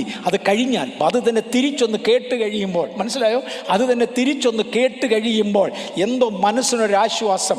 ഇന്ന് പകൽ കർത്താവ് പറയുന്നു, പോയി ഭാരം ഒഴിഞ്ഞ് സ്വസ്ഥരാകുക, പോയി ഭാരം ഒഴിഞ്ഞ് സ്വസ്ഥരാകുക. ഒന്നാമത്തെ ഞാൻ തൊട്ടു, ശരീരത്തെ തൊടുന്ന; 2 ഹൃദയത്തെ തൊടുന്ന; 3 ആത്മാവിനെ തൊടുന്ന. ഇന്ന് പകൽക്കാലം ആത്മാവിൽ തീരെ തണുത്ത് എനിക്ക് പാടാനും പറ്റുന്നില്ല, പ്രാർത്ഥിക്കാനും പറ്റുന്നില്ല, കോൺസെൻട്രേറ്റ് ചെയ്യാനും കഴിയുന്നില്ല, ഇരിക്കാനും പറ്റുന്നില്ല, ആത്മീകമായി ക്ഷീണിച്ചു പോയി എന്ന് പറയുന്നവരെ, നസ്രയനാകുന്ന യേശുവിൻ്റെ നാമത്തിൽ ഈ വരുന്ന വചനമുണ്ടല്ലോ, ഇത് ആത്മാവിനെ തൊടുന്നതാ, ഇത് ആത്മാവിനെ തൊടുന്നതാ. ഇതിന് 3 ഗുളിക വേണ്ട, ഇതിന് 3 ഗുളിക വേണ്ട. ഞാൻ ഓർക്കുന്നുണ്ട്, പണ്ടൊരിക്കൽ ഗംഗാനഗറിൽ ഞങ്ങൾ വന്ന് ആദ്യമേ അവിടെ സ്റ്റാർട്ട് ചെയ്യുന്ന സമയത്ത് ഗംഗാനഗർ നേരത്തെ ഉണ്ട്, ഞങ്ങൾ അവിടെ വന്ന് സ്റ്റാർട്ട് ചെയ്യുന്ന സമയത്ത് ഒത്തിരി ലൂസ് മോഷൻ ഉണ്ടാകുന്നൊരു കുഞ്ഞുമായി ഒരമ്മ വന്നു. അവരെ കൊണ്ട് ഒക്കുന്നത് പോലൊക്കെ ട്രീറ്റ് ചെയ്തിട്ട് എങ്ങും കുറവാകുന്നില്ല. മണിക്കൂറിൽ പല പ്രാവശ്യം ഇത് കുഞ്ഞിന് ലൂസ് മോഷനാണ്, ഒരു പകൽ മുഴുവനും ലൂസ് മോഷനാണ്. രാത്രിയിൽ കിടക്കുന്നതിന് മുമ്പേ ഈ കുഞ്ഞിന്ന് രാത്രി പോകും, അതുപോലെ അങ്ങ് തളർന്നു. എൻ്റെ അടുക്ക് കൊണ്ടുവന്നു പ്രാർത്ഥിക്കണമെന്ന് പറഞ്ഞു. അവർ ജീവിതത്തിൽ ആദ്യം ചർച്ച വരുന്നതാ. ദൈവത്തിൻ്റെ മേൽ പ്രാർത്ഥിക്കുമ്പോൾ സൗഖ്യമാകട്ടെ എന്ന് പറയാൻ എൻ്റെ നാവേൽ ദൈവം തന്നു. ഞാൻ അത് തന്നെ പറയുകയും ചെയ്തു. രാത്രി ഒരു 11 മണിയായപ്പോൾ സ്ത്രീ പിന്നെ വന്നു. അടുത്ത ഡോസ് എപ്പോഴാണ്? എന്നാ ഡോസ്? ആശുപത്രിയിലെല്ലാം 4-5 ഡോസ് കൊണ്ടാണ് ഇത് സുഖമാകുന്നത്. നിങ്ങൾ പ്രാർത്ഥിച്ച ശേഷം ഇതുവരെയും വയറിളകിയിട്ടില്ല, നെക്സ്റ്റ് ഡോസ് സമയത്തിന് കൊടുക്കാൻ നിങ്ങൾ കുഞ്ഞിനെയും കൊണ്ട് കഴിഞ്ഞു. അടുത്ത 3 ഗുളികയുടെ ആവശ്യമില്ല, ഒറ്റ ഗുളിക, ഒറ്റ ഡോസ്. ദൈവവചനം. അത് ആത്മാവിനെ തൊടും, അത് പ്രാണനെ തൊടും, അത് സന്ധിവജ്ഞകളെ തൊടും. യേശുവിൻ്റെ നാമത്തിൽ ഇന്ന് പകൽക്കാലം ചിലതിനെ തൊട്ട് എഴുന്നേൽപ്പിക്കുന്ന ദൈവശക്തിയുടെ വ്യാപാരം ഇവിടെ വന്ന് ഞങ്ങൾ റിലീസ് ചെയ്യുക.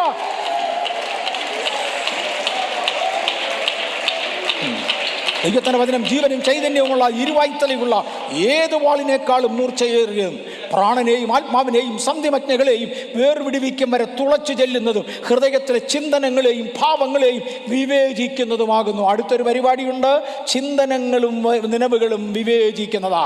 ഈ ദൈവത്തിൻ്റെ വചനം ഇന്ന് പകൽ നമ്മെ ഒന്ന് വിവേചിക്കട്ടെ. ഇനിയും യെശയ്യാവിൻ്റെ പുസ്തകം തന്നെ 51:16 ആദ്യമേ നമ്മൾ വായിച്ചത് എന്താണെന്ന്?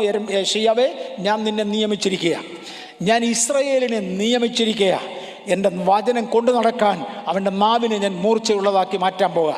ഐ റിപ്പീറ്റ്, എല്ലാവരുടെയും നാവ് മൂർച്ചയുള്ളതാകത്തില്ല. ദൈവം തിരഞ്ഞെടുത്ത ദൈവത്തിൻ്റെ വിധിക്കൊത്തവണ്ണം, ഹിതത്തിനൊത്തവണ്ണം വരുന്ന ചിലതിനെ സ്വർഗം ശക്തീകരിച്ചാൽ അവരുടെ നാവുകളിന്മേൽ ദൈവത്തിൻ്റെ വചനം കർത്താവ് പകർന്നിരിക്കും. ഇന്ന് പകൽ പല നാവുകളിൻ്റെ മേലും ആകട്ടെ. വളരെ ചൂടായി ദൈവത്തിൻ്റെ ആത്മാവ് ആരോടെങ്കിലും സംസാരിക്കുന്നുണ്ടെങ്കിൽ, ഞാൻ പണ്ട് ചെയ്തു വന്ന പോലെ ഇന്നും ചെയ്യുന്നത് പോലെ ചില പ്രത്യേക സാഹചര്യങ്ങളിൽ എൻ്റെ നാവിന് ബലം തരണേ എന്ന് പറഞ്ഞ് ഞാൻ നാക്കയിലോട്ട് തൊട്ട് പ്രാർത്ഥിക്കാറുണ്ട്. യേശുവിൻ്റെ നാമത്തിൽ ഈ നാവ് ഒന്നുകൂടെ അഭിഷക്തമാകാൻ. എൻ്റെ അധരത്തെ ഞാൻ പലപ്പോഴും തൊട്ട് പ്രാർത്ഥിക്കാറുണ്ട്. യേശുവിൻ്റെ നാമത്തിൽ ഈ അധരം പവർഫുള്ളാകാൻ. ഒത്തിരി പേരോട് പരസ്യമായൊക്കെ പറഞ്ഞു കഴിഞ്ഞാൽ പൊതുജനത്തിന് മനസ്സിലാകത്തില്ല. എന്നാൽ മനസ്സിലാകുന്നവർ മാത്രം മനസ്സിലാക്കാൻ വേണ്ടി പലപ്പോഴും പല പോരാട്ടങ്ങളെയും നേരിടുവാൻ പലതും ചെയ്യേണ്ടതായി വന്നിട്ടുണ്ട്. രാജസ്ഥാനിൽ ഞങ്ങളായിരുന്ന ഒരു സമയത്ത്, അമൃത്സറിൽ ഞങ്ങളായിരുന്ന ഒരു സമയത്ത്, രാജസ്ഥാനല്ല അമൃത്സറിൽ ഞങ്ങളായിരുന്ന ഒരു സമയത്ത് രാവിലെ 2 വീലർ ഓടിച്ചു വേണം ഓഫീസിൽ വരെ പോകുവാൻ. നല്ല തണുപ്പുള്ള സമയമാണ്. അങ്ങനെ വരുമ്പോൾ ഞാൻ പലപ്പോഴും ചെയ്തിട്ടുണ്ട്, 2 പാൻറ് എടുത്തിടും. അടിയിലിടുന്ന പാൻറ്റിന് ഒന്ന് സ്റ്റൗവിൻ്റെ മേളിൽ വെച്ച് അതിനെ അങ്ങ് ചൂടാക്കി അത് ഇട്ടേച്ച് അതിൻ്റെ മേളിലാണ് മറ്റേ പാൻറ് ഇടുന്നത്. എങ്കിൽ മാത്രമേ തണുപ്പിന് പിടിച്ചു നീക്കാൻ ഒക്കത്തുള്ളൂ. അതുപോലെ തന്നെ പൈശാചിക പോരാട്ടങ്ങൾ വളരെയായി. സ്കൂട്ടർ വഴിയിലെല്ലാം നിൽക്കുന്ന ഒരു സമയം എനിക്ക് ഓർമ്മയുണ്ട്. നിവൃത്തിയില്ലാതെ വന്ന ഒരു സാഹചര്യത്തിൽ പൊട്ടന്മാർ അംഗീകരിച്ചോ, ആത്മീയർ മാത്രം ആത്മീയമായി കണ്ടാൽ മതി, ബാക്കിയുള്ളവർക്ക് ഇത് മനസ്സിലാകത്തില്ല, നിങ്ങൾ വിട്ടുകളയുക ഭേദം. കാര്യം നിങ്ങൾക്ക് പിടി കിട്ടുകയല്ല, നിങ്ങളുടെ ഫ്രീക്വൻസി അല്ല, നിങ്ങളുടെ ലാംഗ്വേജ് അല്ല, നിങ്ങളുടെ റേഞ്ച് അല്ല, ഇത് ആത്മീയൻ്റെ റേഞ്ചാണ്. തീരെ ഓടിക്കുവാൻ നിവൃത്തിയില്ലാതായി വരുന്ന സാഹചര്യത്തിൽ പലപ്പോഴും ഗിയർ ബോക്സ് തുറന്ന് അതിനകത്തെ ഓയിലെടുത്ത് അതേ കൈവച്ച് യേശുവിൻ്റെ നാമത്തിൽ പിശാചെ തൊടരുതെന്ന് പറഞ്ഞ് പ്രാർത്ഥിച്ചേച്ച് ഗിയർ ബോക്സിനകത്ത് ഓയിൽ തിരിച്ചൊഴിച്ച് ഓടിച്ചുകൊണ്ട് പോയിട്ടത് എനിക്ക് ഓർമ്മയുണ്ട്. കാര്യം അതാത് സാഹചര്യങ്ങളിൽ പ്രൊട്ടക്ഷൻ വേണ്ടിടത്ത് ഏറ്റെടുക്കാൻ കഴിയുന്നവർക്കായി സ്തോത്രം. ഇന്ന് ഒരു പുത്തൻ അഭിഷേകം നാവുകളിന്മേൽ വേണ്ടവർ ദൈവത്തിങ്കിൽ നിന്ന് പ്രാപിച്ചു. ചുമ്മാതല്ല, അമൃത്സറിൽ ഒരു നല്ല ചർച്ച് സെറ്റപ്പ് ചെയ്യുവാൻ ദൈവത്തിൻ്റെ മഹാകരുണയാൽ ചില ദിവസങ്ങൾ കൊണ്ട്, ചില മാസങ്ങൾ കൊണ്ട് സ്വർഗത്തിൽ ദൈവം ഇടയാക്കിയത്. ദൈവം അയക്കുന്ന ഇടങ്ങൾക്കായി സ്തോത്രം, അവിടുത്തെ പ്രവർത്തനങ്ങൾക്കായി സ്തോത്രം. അന്ന് അങ്ങനെ എണ്ണ ഒഴിച്ച് ഓടിയ വഴികളിലൊക്കെ ഇന്ന് ആത്മാക്കൾ ആയിരക്കണക്കിനായി എന്ന് പറഞ്ഞാൽ ഞാൻ ദൈവത്തെ വീണ്ടും നന്ദിയോടെ വാഴ്ത്തുകയാണ്.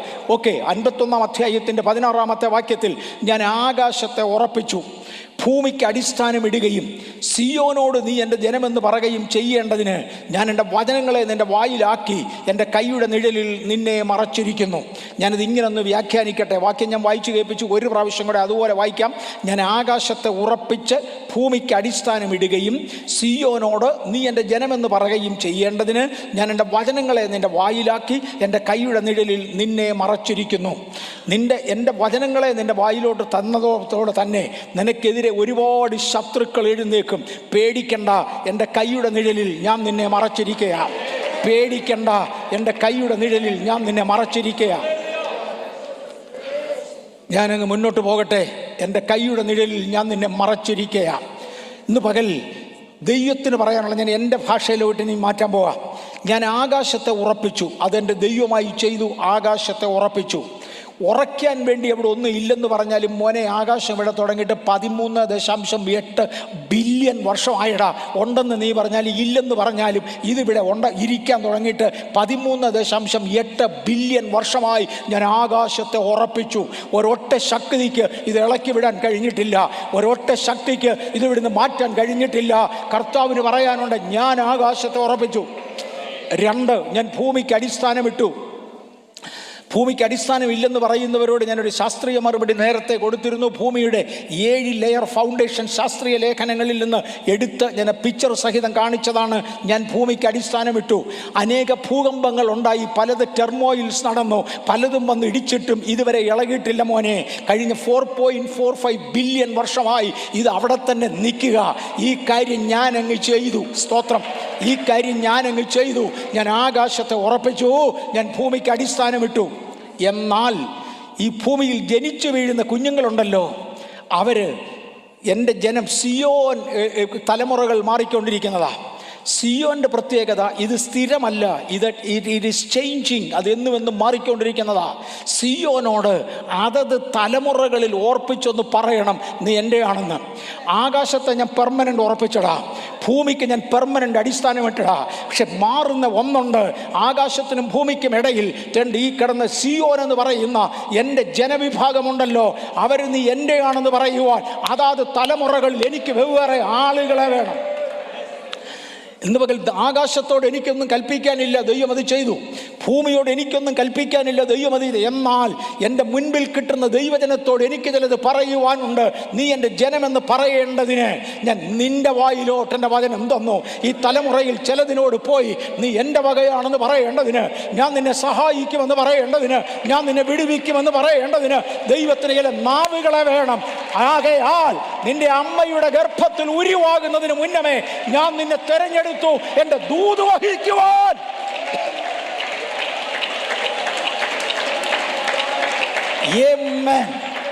എന്റെ ദൂത് വഹിക്കുവാൻ നിന്റെ നാവിനെ ഞാൻ അഭിഷേകം ചെയ്തു. നിന്റെ പുറകെ ശത്രു ഉണ്ട് മോനെ, പക്ഷെ എൻ്റെ കൈയുടെ നിഴലില ഒരെണ്ണം തൊടുകയില്ല. എൻ്റെ കൈയുടെ നിഴലില ഒരെണ്ണം തൊടത്തില്ല. ഞാൻ പല പ്രാവശ്യം പറഞ്ഞിട്ടുണ്ട്, ആഭിചാരകന്മാർ, മന്ത്രവാദികൾ, ഇളകിയ ശക്തികൾ, ഇന്ന് കൊല്ലും നാളെ കൊല്ലുമെന്നും പറഞ്ഞ് വിളിച്ച വെല്ലുവിളികൾ 30 ദിവസം, 29 ദിവസം, 28 ദിവസം, 27 ദിവസം കൊന്നുകളയുമെന്ന് പറഞ്ഞുകൊണ്ട് കൗണ്ട് ഡൗൺ നടത്തിയെടുത്ത് ഇന്ന് നിൽക്കേണ്ടവരെ സ്വർഗം നിർത്തിയിരിക്കുന്നെങ്കിൽ എൻ്റെ കൈയുടെ നിഴലിൽ, എൻ്റെ കൈയുടെ നിഴലിൽ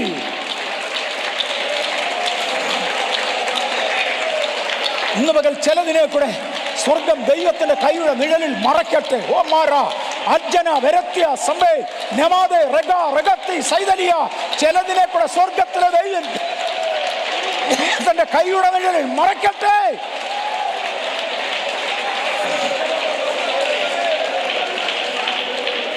ഹൈ ബ്ലഡ് പ്രഷറെ നിനക്കൊന്നും ചെയ്യാനൊക്കത്തില്ല, മാറുന്നില്ല.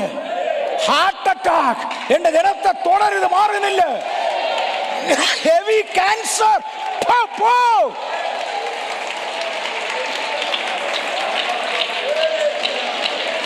ഞാൻ നിന്നെ എൻ്റെ കൈയുടെ നിഴലിൽ മറച്ചിരിക്കുക.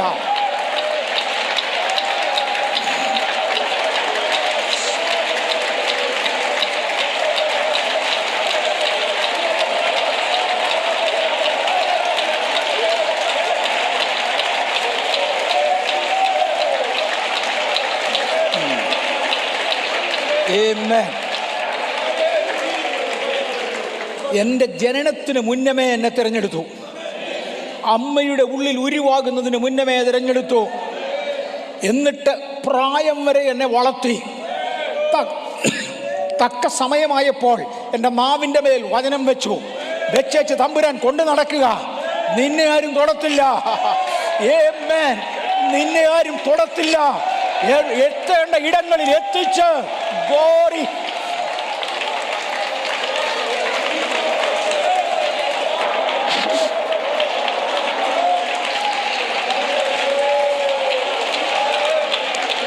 എത്തേണ്ട ഇടത്തെത്തിച്ച് ചെയ്യേണ്ട വേലകൾ ചെയ്യിച്ച് ഹല്ലേലൂയ അയക്കേണ്ട ഇടങ്ങളിൽ അയച്ച് ഞാൻ നിന്നെ സഹായിച്ചിരിക്കും. ഒരുത്തനും നിന്നെ തൊടത്തില്ല. പൗലോസിനോട് പറഞ്ഞു, ഒരുത്തനും നിനക്ക് ദേഹോദ്രവം ചെയ്യത്തില്ല, നിനക്ക് ദോഷം ചെയ്യുകയില്ല. യേശുവിന്റെ നാമത്തിൽ ആ ദൈവത്തിന്റെ കരം സഭയുടെയും അതിന്റെ ജനത്തിന്റെയും ശുശ്രൂഷകന്മാരുടെയും മേലെ ഇന്ന് പിന്നെയും വ്യാപരിക്കട്ടെ.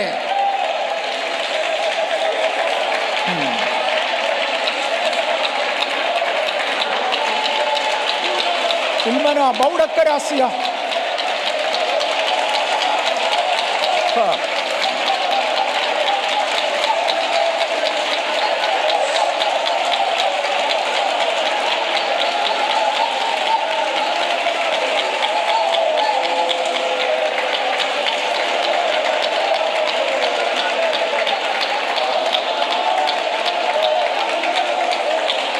ശ്രദ്ധിച്ചാലും സഹോദരന്മാരെ, സഹോദരിമാരെ, ഒന്ന് എൻ്റെ അമ്മയുടെ ഉദരത്തിൽ വെച്ച് എന്നെ രൂപീകരിച്ചു.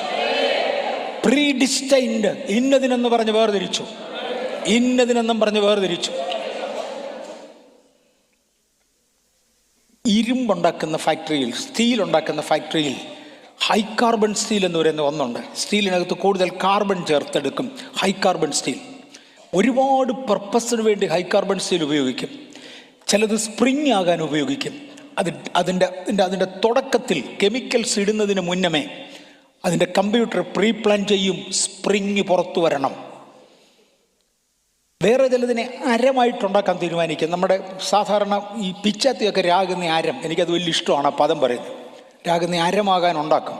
കെമിക്കൽ മിക്സ് ചെയ്യുന്നതിന് മുമ്പേ കമ്പ്യൂട്ടർ പ്രോഗ്രാം ചെയ്യും, ഇത് ഫയലായി പുറത്തു വരണം, അരമായി പുറത്തു വരണം. വേറൊരെണ്ണം മൂർച്ചയുള്ള പിച്ചാത്തിയായി വരണം, നേരത്തെ പ്ലാൻ ചെയ്യും, ഇതിങ്ങനെ പുറത്തു വരണം. ഞാൻ പുറത്തു വരുന്നതിന് മുമ്പേ സ്വർഗം പ്ലാൻ ചെയ്തു. ഞാനെന്ന് പറയുന്നത് തെറ്റിദ്ധരിക്കരുത്, ഇതിനകത്തിരിക്കുന്ന ഓരോ ഞാനുമാണ്. കാര്യം വചനം നമ്മോട് ഇടപെടുകയാണ്. അമ്മയുടെ ഉദരത്തിൽ നിന്ന് പുറത്തു വരുന്നതിന് മുന്നമേ ചില ദൈവിക ഡിസൈനുകൾ. യെരമ്യാവേ, ഞാൻ നിന്നെ വേർതിരിച്ചിരിക്കുക, ജാതികൾക്ക് പ്രവാചകനാകാൻ ഞാൻ നിന്നെ വെച്ചിരിക്കുക. യെശയ്യാവേ, ഞാൻ നിന്നെ വെച്ചിരിക്കുക, ദൈവിക വെളിപ്പാടുകൾ വാങ്ങി ജനത്തിന് കൊടുക്കുവാൻ. ഹല്ലേലൂയ. മറിയേ, ഞാൻ നിന്നെ വെച്ചിരിക്കുക, എൻ്റെ മകന് ജനനം കൊടുക്കാൻ. ഹല്ലേലൂയ. പൗലോസേ, ഞാൻ നിന്നെ വെച്ചിരിക്കുക, ജാതികളുടെയും രാജാക്കന്മാരുടെയും മുമ്പിൽ എൻ്റെ വചനം ഘോഷിപ്പാൻ. പ്രീ ഡിസൈൻഡ്, പുറത്തോട്ട് വരുന്നതിന് മുമ്പേ ഡിസൈൻ ചെയ്തതിനായി സ്തോത്രം. യെരമ്യാവിൻ്റെ പുസ്തകം 19:10 കാണുന്നത് 9-10 വാക്യങ്ങളിൽ, പിന്നെ യഹോവ കൈ നീട്ടി എൻ്റെ വായെ തൊട്ടു, ഞാൻ എൻ്റെ വചനങ്ങളെ നിൻ്റെ വായിൽ തന്നിരിക്കുന്നു. നോക്ക്, നിർമൂലമാക്കുവാനും പൊളിപ്പാനും നശിപ്പിപ്പാനും ഇടിച്ചു കളവാനും പണിവാനും നടുവാനും വേണ്ടി ഞാൻ നിന്നെ ഇന്ന് ജാതികളുടെ മേലും രാജ്യങ്ങളുടെ മേലും ആക്കി വച്ചിരിക്കുന്നു എന്ന് യഹോവ എന്നോട് കൽപ്പിച്ചു. Praise the Lord. യഹോവ എന്നോട് കൽപ്പിച്ചു. ഇതുപോലുള്ള ചില പ്രത്യേക പദങ്ങളുണ്ട്. മോനെ, ആരുടെ പറഞ്ഞത്? യഹോവ കൽപ്പിച്ചു.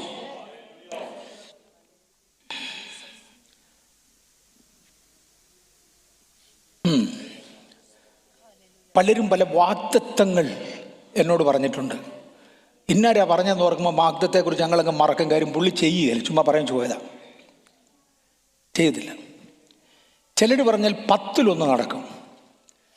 പക്ഷെ ഈ പറഞ്ഞിരിക്കുന്നത് യഹോവയാ, വാക്കുമാറാത്തവൻ. പണ്ടൊരിക്കൽ പറഞ്ഞൊരു വാചകം എനിക്ക് ഓർമ്മയുണ്ട്, വാക്കുമാറാൻ ഞാൻ മനുഷ്യനല്ലടാ. വാക്കുമാറാൻ ഞാൻ മനുഷ്യനല്ല, വാക്കുമാറാത്ത യഹോവ അരുളി ചെയ്യുന്നു. പണ്ടൊരിക്കൽ സെഖരിയ പുരോഹിതൻ്റെ അടുക്കൽ ഗബ്രിയേൽ മാലാഖ വന്നേച്ച് പറഞ്ഞു, നിനക്കൊരു മകൻ ജനിക്കും. അദ്ദേഹം ചോദിച്ചു, എങ്ങനെ ഒക്കും സെഖരിയാവ്, ഇതെങ്ങനെ സാധിക്കും? എൻ്റെ ഭാര്യയ്ക്ക് പ്രായമായി, എനിക്ക് പ്രായമായി. ദൂതൻ്റെ മറുപടി, ഞാൻ ദൈവസന്നിധിയിൽ നിൽക്കുന്ന ഗബ്രിയേലാ. ഹല്ലേലൂയ. നിന്നോട് തമാശ പറയാൻ വന്നവനല്ല, നിന്നോട് കളി പറയാൻ വന്നവനല്ല, ഞാൻ ദൈവസന്നിധിയിൽ നിൽക്കുന്ന ഗബ്രിയേലാ. ഇന്ന് പകൽക്കാലം ദൈവത്തിന് പറയാനുള്ളത് യഹോവ അരുളി ചെയ്യുകയാ. തന്നെക്കാൾ വലിയവനില്ലാത്തതിനാൽ, ഹല്ലേലൂയ, തന്നെക്കാൾ വലിയവനില്ലാത്തതിനാൽ തന്നെ കൊണ്ട് സത്യം ചെയ്യുന്ന നിത്യനായ ദൈവം, തന്നെ കൊണ്ട് സത്യം ചെയ്യുന്ന നിത്യനായ ദൈവം ഇന്ന് പകൽ ദൈവസഭയോട് സംസാരിക്കുക. അരുളപ്പാട് ആ അരുളി ചെയ്യുമ്പോൾ തന്നെ എൻ്റെ നാക്കെ തൊട്ടിട്ടുമുണ്ട്. പ്രൊഫറ്റിക്കൽ ആക്റ്റൊക്കെ ചെയ്യേണ്ടവരൊക്കെ അവരവരുടെ സമയത്തിന് ചെയ്തോണം. എന്നോട് അരുളി ചെയ്യുമ്പോൾ തന്നെ കാതിനകത്ത് ശബ്ദം കേൾക്കുമ്പോൾ തന്നെ നാക്കേലൊരു സ്പർശനമുണ്ട്. ഞാൻ പിന്നെ അങ്ങോട്ട് വരും, സിമിലർ ആശയങ്ങളിലേക്ക് വീണ്ടും ഞാൻ വരും. കാതിനകത്ത് ശബ്ദം കേൾക്കുന്നുണ്ട്, യഹോവയാണ് അരുളി ചെയ്യുന്നതെന്ന്. അന്നേരത്ത് എനിക്കറിയാം, നാക്കെ തൊട്ടിരിക്കുക. എൻ്റെ നാക്കേലോട്ട് കൈവച്ചു, നിന്നെ യഹോവ കൈ നീട്ടി എൻ്റെ വായെ തൊട്ടു. ഞാൻ എൻ്റെ വചനങ്ങളെ നിന്റെ വായിൽ തന്നിരിക്കുന്നു. ഓ ഗോഡ്, നോക്ക്. അങ്ങനെയാണെങ്കിൽ നീ ഒന്ന് അറിയണം കേട്ടോ. ഒന്ന് എഴുന്നേക്ക്, ഒന്ന് നോക്ക്. നിർമൂലമാക്കുവാനും പൊളിപ്പാനും നശിപ്പിപ്പാനും ഇടിച്ചു കളവാനും പണിയുവാനും വേണ്ടി ഞാൻ നിന്നെ ഇന്ന് ജാതികളുടെ മേലും രാജ്യങ്ങളുടെ മേലും ആക്കി വച്ചിരിക്കുന്നു എന്ന് യഹോവ അരുളി ചെയ്യുന്നു. ഇന്ന് പകൽക്കാലം ശബ്ദം കേൾക്കാനുണ്ട്, വായൽ സ്പർശനമുണ്ട്. ദൈവത്തിന് പ്ലാൻ വ്യക്തമാണ്, പ്രോഗ്രാം വ്യക്തമാണ്, തൻ്റെ പരിപാടികൾ വ്യക്തമാണ്. എന്തിനൊക്കെ വേണ്ടിയാണ് നിയമിക്കുന്നത്? പൊളിപ്പാൻ, പണിയുവാൻ, ഉന്മൂലമാക്കുവാൻ, തകർത്ത് കളയുവാൻ, കെട്ടി ഉയർത്തുവാൻ. ഇന്ന് പകൽക്കാലം ഒരു ബ്ലാങ്കറ്റ് അധികാരം കയ്യിലോട്ട് തന്ന് അയക്കപ്പെട്ട ദൈവത്തിന്റെ പൈതലെ, റിസ്റ്റോർ.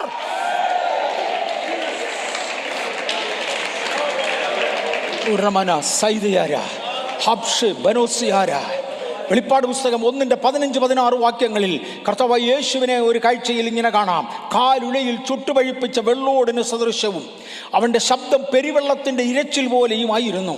അവൻ്റെ വലങ്കയിൽ 7 നക്ഷത്രമുണ്ട്. അവൻ്റെ വായിൽ നിന്ന് ഇരുവായുത്തലയുള്ള മൂർച്ചയേറിയ വാൾ പുറപ്പെടുന്നു. അവൻ്റെ മുഖം സൂര്യനെ പോലെ, സൂര്യൻ ശക്തിയോടെ പ്രകാശിക്കുന്നത് പോലെയായിരുന്നു. യോഹന്നാൻ നോക്കുമ്പോഴേ തേജസ്കരിക്കപ്പെട്ട യേശുവിനെ കാണാം. അവൻ്റെ കയ്യിൽ ഒരു 7 നക്ഷത്രമുണ്ട്. അതാണ് തിരഞ്ഞെടുത്ത ദൂതന്മാർ. കയ്യിൽ ഈ നക്ഷത്രം ഇരിക്കുമ്പോൾ നാക്കോ മൂർച്ചയേറിയ വാള. ഈ ശബ്ദം ഈ കയ്യിലിരിക്കുന്ന ദൂതൻ മുഖേന പുറത്തു പോകുന്നു. മനസ്സിലാകുന്നുണ്ടോ? യേശുവിൻ്റെ കാല് ഉലയിൽ ചുട്ടുപഴിപ്പിച്ച വെള്ളോടിന് സദൃശ്യം. തൻ്റെ രൂപം അങ്ങനെ വർണ്ണിച്ചിട്ടുണ്ട്. തൻ്റെ കൈ നീട്ടിപ്പിടിച്ചിരിക്കുകയാണ്. കൈക്കകത്ത് ഒരു 7 നക്ഷത്രം ഇരിപ്പുണ്ട്. 7 സഭയുടെ ദൂതന്മാർ 7 സഭയെ പ്രതിനിധീകരിക്കുന്നു. വായിൽ ഇരുവായ്ത്തലയുള്ള വാളുണ്ട്. കർത്താവ് ഡയറക്റ്റ് ആരും വെട്ടാറില്ല. കർത്താവ് ഡയറക്റ്റ്ലി ആരും പണിയാറില്ല, വെട്ടാറുമില്ല. പകരം കയ്യിലിരിക്കുന്ന ദൂതനോട് പറയും, ഈ എൻ്റെ നാക്കയിലിരിക്കുന്ന ഈ വചനമുണ്ടല്ലോ, അത് നിൻ്റെ നാക്കയിലോട്ട് കൈമാറുക, അത് നിൻ്റെ നാക്കയിലോട്ട് കൈമാറുക. പോ പോ പൊളിപ്പാനും പണിവാനും ഉന്മൂലമാക്കുവാനും തകർത്ത് കളയുവാനും കെട്ടിപ്പൊക്കുവാനും ഞാൻ നിന്നെ ഇന്ന് ആക്കുകയാ. ഹല്ലേലൂയ. ജനനത്തിന് മുന്നമേ വേർതിരിച്ചു. അമ്മയുടെ ഉള്ളിൽ പ്രീ പ്ലാൻ ചെയ്തു. തക്ക സമയത്ത് പുറത്തു കൊണ്ടുവന്നു. അഭിഷേകത്തിന്റെ സമയമായപ്പോൾ പറയുക, ഇപ്പോൾ.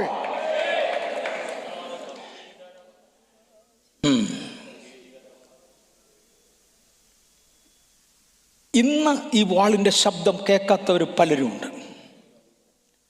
ഇന്ന് ന്യായവിധി അനുഭവിക്കാത്തവർ പലരുമുണ്ട്. അവർക്ക് വേണ്ടി വേറൊരു ദിവസം വെച്ചിട്ടുണ്ട്. 2 തെസ്സലോനിക്കർ 2:7-8 വാക്യങ്ങളിൽ അധർമ്മത്തിൻ്റെ മർമ്മം ഇപ്പോഴേ വ്യാപരിക്കുന്നുണ്ട്. എതിർ ക്രിസ്തുവിനെ കുറിച്ചാണ്. ഇതുവരെ തടയുന്നവൻ വഴിയിൽ നിന്ന് നീങ്ങിപ്പോകുക മാത്രം വേണം. അപ്പോൾ അധർമ്മമൂർത്തി വെളിപ്പെട്ടു വരും. അവനെ കർത്താവായ യേശു തൻ്റെ വായിലെ ശ്വാസത്താൽ ഒടുക്കി തൻ്റെ ശുശ്രൂഷ തൻ്റെ പ്രത്യക്ഷതയുടെ പ്രഭാവത്താൽ നശിപ്പിക്കും. ഇന്ന് ഈ വായിൽ നിന്ന് വരുന്ന വാക്ക്, ആ ഇരുവായ്ത്തലയുള്ള വാൾ എൻ്റെ ജീവിതത്തിൽ പ്രയോജനം വരുത്തുന്നില്ലെങ്കിൽ ഇനി അതിന് അവസരം ശേഷിപ്പിക്കാതെ ആ വാളുകൊണ്ട് വെട്ടേറ്റ് വീഴുന്ന ഒരു ദിവസം വരും. P.N. സക്കറിയ സാർ എന്ന് പറയുന്ന ഒരാൾ അസംബ്ലീസ് ഓഫ് ഗോഡിൻ്റെ കഴിഞ്ഞ തലമുറയിലുണ്ടായിരുന്നു. സക്കറിയ സാർ പ്രസംഗിക്കുമ്പോൾ അദ്ദേഹം പറഞ്ഞിരുന്നൊരു പദം എനിക്ക് ഓർമ്മയുണ്ട്. ഇത് കൊച്ചു പിള്ളേർക്ക് ഒട്ടും മനസ്സിലാകത്തില്ല, പ്രായമുള്ളവർക്ക് മനസ്സിലാകും. ചില വീടുകളിൽ ചില കീറാമുട്ടികൾ മരങ്ങളൊക്കെ കാണും. ചില കീറാമുട്ടികൾ മരങ്ങൾ എന്ന് പറഞ്ഞാൽ എന്നതാ, ഒരു സാധാരണ മരക്കഷ്ണം വെട്ടിക്കീറണമെങ്കിൽ തറയിലിട്ട് വെട്ടിക്കീറത്തില്ല. ഒരു വേറൊരു തടിക്കഷ്ണത്തിൻ്റെ പുറത്തോട്ട് വെച്ചിട്ടാണ് മഴു കൊണ്ട് വെട്ടി ഇതിനെ സ്പ്ലിറ്റ് ചെയ്യുന്നത്. തറയിലിട്ടുകൊണ്ട് മഴു കൊണ്ട് വെട്ടത്തില്ല. കാര്യം ആ തടി കഴിഞ്ഞാൽ, അത് കീറിക്കഴിഞ്ഞാൽ മഴു താഴെ പോയിട്ട്, കോടാലി താഴെ പോയിട്ട് തറയിൽ കൊള്ളും, അതിൻ്റെ വാത്തലവും. അത് വരാതിരിക്കാൻ ഒരു മരക്കഷ്ണത്തിൻ്റെ മേളിലോട്ട് വെട്ടിയെടുക്കാനുള്ള വിറക് വെച്ചിട്ടാണ് വെട്ടുന്നത്. പക്ഷെ പ്രശ്നം, ഈ രണ്ടാമത്തെ മരക്കഷ്ണം മുറിഞ്ഞു പോയാൽ എന്തു ചെയ്യും? വീണ്ടും ഈ കോടാലി ഞാൻ തറയത്തൊടും. അതുകൊണ്ട് ഒരു വെട്ടിനും 100 വെട്ടിനും പൊട്ടാത്ത കീറാമുട്ടികൾ എന്ന് പറയുന്നൊരു സംഭവമുണ്ട്. നമ്മുടെ ഇടയിൽ ചില കീറാമുട്ടികളുണ്ട്, അവരുടെ പേര് അല്ല, ഇത് സാക്ഷാൽ കീറാമുട്ടി. കീറാമുട്ടികൾ എന്ന് പറയുന്ന ഒരു സാധനമുണ്ട്. പൂവം മുതലായ കട്ടിയുള്ള മരങ്ങളുടെ കമ്പുകെട്ടുകൾ ഒരുമിച്ച് ചേരുന്ന സ്ഥലമാണ്. ഇത് വെട്ടിക്കീറാൻ പറ്റത്തില്ല, അറുത്തെടുക്കാൻ പറ്റത്തില്ല, ഒന്നൊരു രക്ഷയില്ല. ഇങ്ങനെ പലയിടങ്ങളിലും കീറാമുട്ടികളുണ്ട്. P.N. സക്കറിയ സാർ പറഞ്ഞു, സാധാരണഗതിയിൽ വെട്ടിയിട്ട് പൊട്ടാത്ത കീറാമുട്ടികളെ വീട്ടുടയവൻ പറയും, ഇനിയും വെട്ടുകാരനതിലധികം വെട്ടണ്ട, കാര്യം ഓരോ വെട്ടിനും അവന് കാശ് കൊടുക്കേണ്ടതാണ്, ഇനി അത് വെട്ടണ്ടടാ, അത് മാറ്റിയിട്ടേക്ക്, നമ്മുടെ മൂത്ത മോൻ്റെ കല്യാണം വരുമ്പോൾ ചെമ്പടുപ്പിലിടാമെന്ന്. P.N. സക്കറിയ സാറിൻ്റെ വാചകമാണ്. ഞാൻ പറഞ്ഞാൽ പ്രായമുള്ളവർക്കേ മനസ്സിലാകത്തുള്ളൂ. വലിയ കല്യാണത്തിനും സദ്യകൾക്കും വലിയ ചെമ്പടുപ്പേ വെച്ച് ഒരുപാട് ഒരുമിച്ച് കുക്ക് ചെയ്യാറുണ്ട്. അതിന് വെക്കുന്ന അടുപ്പ് സാധാരണ വീടുകളിൽ വെക്കുന്ന അടുപ്പ് പോലുള്ള ഭയങ്കര വലിപ്പമുള്ളതാണ്. അതിൻ്റെ കീഴിൽ മുട്ടികളൊക്കെ കയറും. അദ്ദേഹം പറയുമ്പോൾ, ഇന്ന് സുവിശേഷത്തിൻ്റെ ആഹ്വാനം കൊടുക്കുമ്പോൾ, പരിശുദ്ധാത്മാവിൻ്റെ വിളി ഉണ്ടാകുമ്പോൾ അനങ്ങാത്ത കുറേ കീറാമുട്ടികളെ തമ്പുരാൻ കുഞ്ഞാടിൻ്റെ കല്യാണ ദിവസത്തിന് വേണ്ടി മാറ്റി വെച്ചിരിക്കുകയാണ്. അത് അന്നത് തീരും. ഇന്ന് ഈ മൂർച്ചയുള്ള വാൾ ദൈവദാസന്മാരിലൂടെ പുറത്തോട്ട് വരുമ്പോൾ നെഗറ്റീവ് പ്രതികരണം കാണിക്കുന്നവരോട് ദൈവത്തിന് പറവാനുള്ളത്, അധർമ്മത്തിൻ്റെ മർമ്മം ഇനി മാറി ഇത് മൂർത്തീഭാവത്തിൽ വരും. ഇതിനെ മുഴുവനെയും കൂടെ ചുടുവാൻ വേണ്ടി എൻ്റെ വാളുമായി ഞാൻ ഒരു വരവുണ്ട്. തൻ്റെ വായിലെ വാളുകൊണ്ട് പോരാടി പ്രത്യക്ഷതയുടെ പ്രഭയിൽ, തേജസ്സിൻ്റെ പ്രഭയിൽ അതിനെ നശിപ്പിച്ച് കളയുന്നൊരു നാളുണ്ട്. അന്നത്തേക്ക് മാറ്റിവെച്ചിരിക്കുക. എന്നാൽ ഇന്ന് പകൽക്കാലം ഈ വാക്ക് നമുക്ക് പ്രയോജനമായി മാറട്ടെ, അനുകൂലമായി മാറട്ടെ. ഓക്കെ, പ്രവാചകൻ ഭയങ്കര താല്പര്യത്തോടെയാണ് വന്നത്. ഇങ്ങനിതെല്ലാം പ്രവചിച്ചു. ജനം നന്നാകുന്നില്ല. ഇന്നത്തെ കാര്യമല്ല ഞാൻ പറഞ്ഞേ, യെരമ്യാവിൻ്റെ കാലത്തെയും യെശയ്യാവിൻ്റെയും കാലത്തെ കാര്യമാണ്. യെശയ്യാവിനോട് ദൈവം നേരിട്ടിടപെട്ടു. യെശയ്യാവ് ഒത്തിരി പ്രവചിച്ചു, ആരും പ്രവചനം കേട്ടില്ല. യെശയ്യാവാണ് പ്രവചിച്ച് പിടിപ്പിച്ചത്. നിനക്ക് വിരോധമായി ഉണ്ടാക്കുന്ന ഒരായുധവും ഫലിക്കത്തില്ല. ഞാനിത് 100 പ്രാവശ്യം പറഞ്ഞിട്ടുണ്ട്. നിനക്ക് വിരോധമായി ഉണ്ടാക്കുന്ന ഒരായുധം ഫലിക്കയില്ല. പക്ഷെ യെരമ്യാവിനെ ഇവർ വാളുകൊണ്ട് കൊന്നു. ദൈവത്തിൻ്റെ വചനമാണോ എൻ്റെ കൈയുടെ ബലമാണോ കാണുന്നത് നോക്കാമിടാമെന്ന് പറഞ്ഞു. എന്നിട്ട് യെശയ്യാവിനെ വാളുകൊണ്ട് അവർ കൊന്നു. യെശയ്യാവിനെതിരെയുള്ള പ്രതികരണങ്ങൾ ഭയങ്കരമായപ്പോൾ യെശയ്യാവ് നിലവിളിച്ചു. യേശു പറയുന്നൊരു പദമുണ്ട്, പ്രവാചകന്മാരിൽ ഏവനെ നിങ്ങളുടെ പിതാക്കന്മാർ കൊല്ലാതെ വിട്ടു. പ്രവാചകന്മാരിൽ ആരെ നിങ്ങളുടെ പിതാക്കന്മാർ കൊല്ലാതെ വിട്ടു? അല്ലയോ നശിച്ച സന്തതിയെ, തലമുറയെ, നിങ്ങളുടെ മേലും ആ നാശം കിടക്കുകയാ. ഇങ്ങനെ നിങ്ങളുടെ പിതാക്കന്മാർ കൊല്ലാതെ വിട്ടു. അല്ലയോ നശിച്ച സന്തതിയെ, തലമുറയെ, നിങ്ങളുടെ മേലും ആ നാശം കിടക്കുകയാ. ഇങ്ങനെ യെശയ്യാവിന് വിരോധമായി ഒരുപാട് സംസാരങ്ങളായി കഴിഞ്ഞപ്പോൾ ജനം ഇളകിയതോടെ, കഴിഞ്ഞ ദിവസം ഞങ്ങൾ ഏതോ ഒരു വീഡിയോ സൈറ്റ്, എനിക്ക് ദൈവത്തിൻ്റെ വലിയ കരുണ കൊണ്ട് ലോകത്തിൻ്റെ പല ഭാഗത്തു നിന്നും പ്രയോജനപ്പെടുന്ന ചരിത്രഭാഗങ്ങളും മറ്റുമൊക്കെ ആളുകൾ കട്ട് ചെയ്ത് അതിൻ്റെ വീഡിയോ ഒക്കെ വളരെ റയറായിട്ടേ കിട്ടത്തുള്ളൂ, സാധാരണ കിട്ടത്തില്ല. ഇങ്ങനെ പ്രസംഗിക്കുന്നത് കൊണ്ട് എറിയുന്നവൻ്റെ വേണ്ട കല്ല് കൊടുക്കാൻ, അതുകൊണ്ട് ആളുകൾ ഇത് കട്ട് ചെയ്ത് എനിക്ക് അയച്ചു തരും.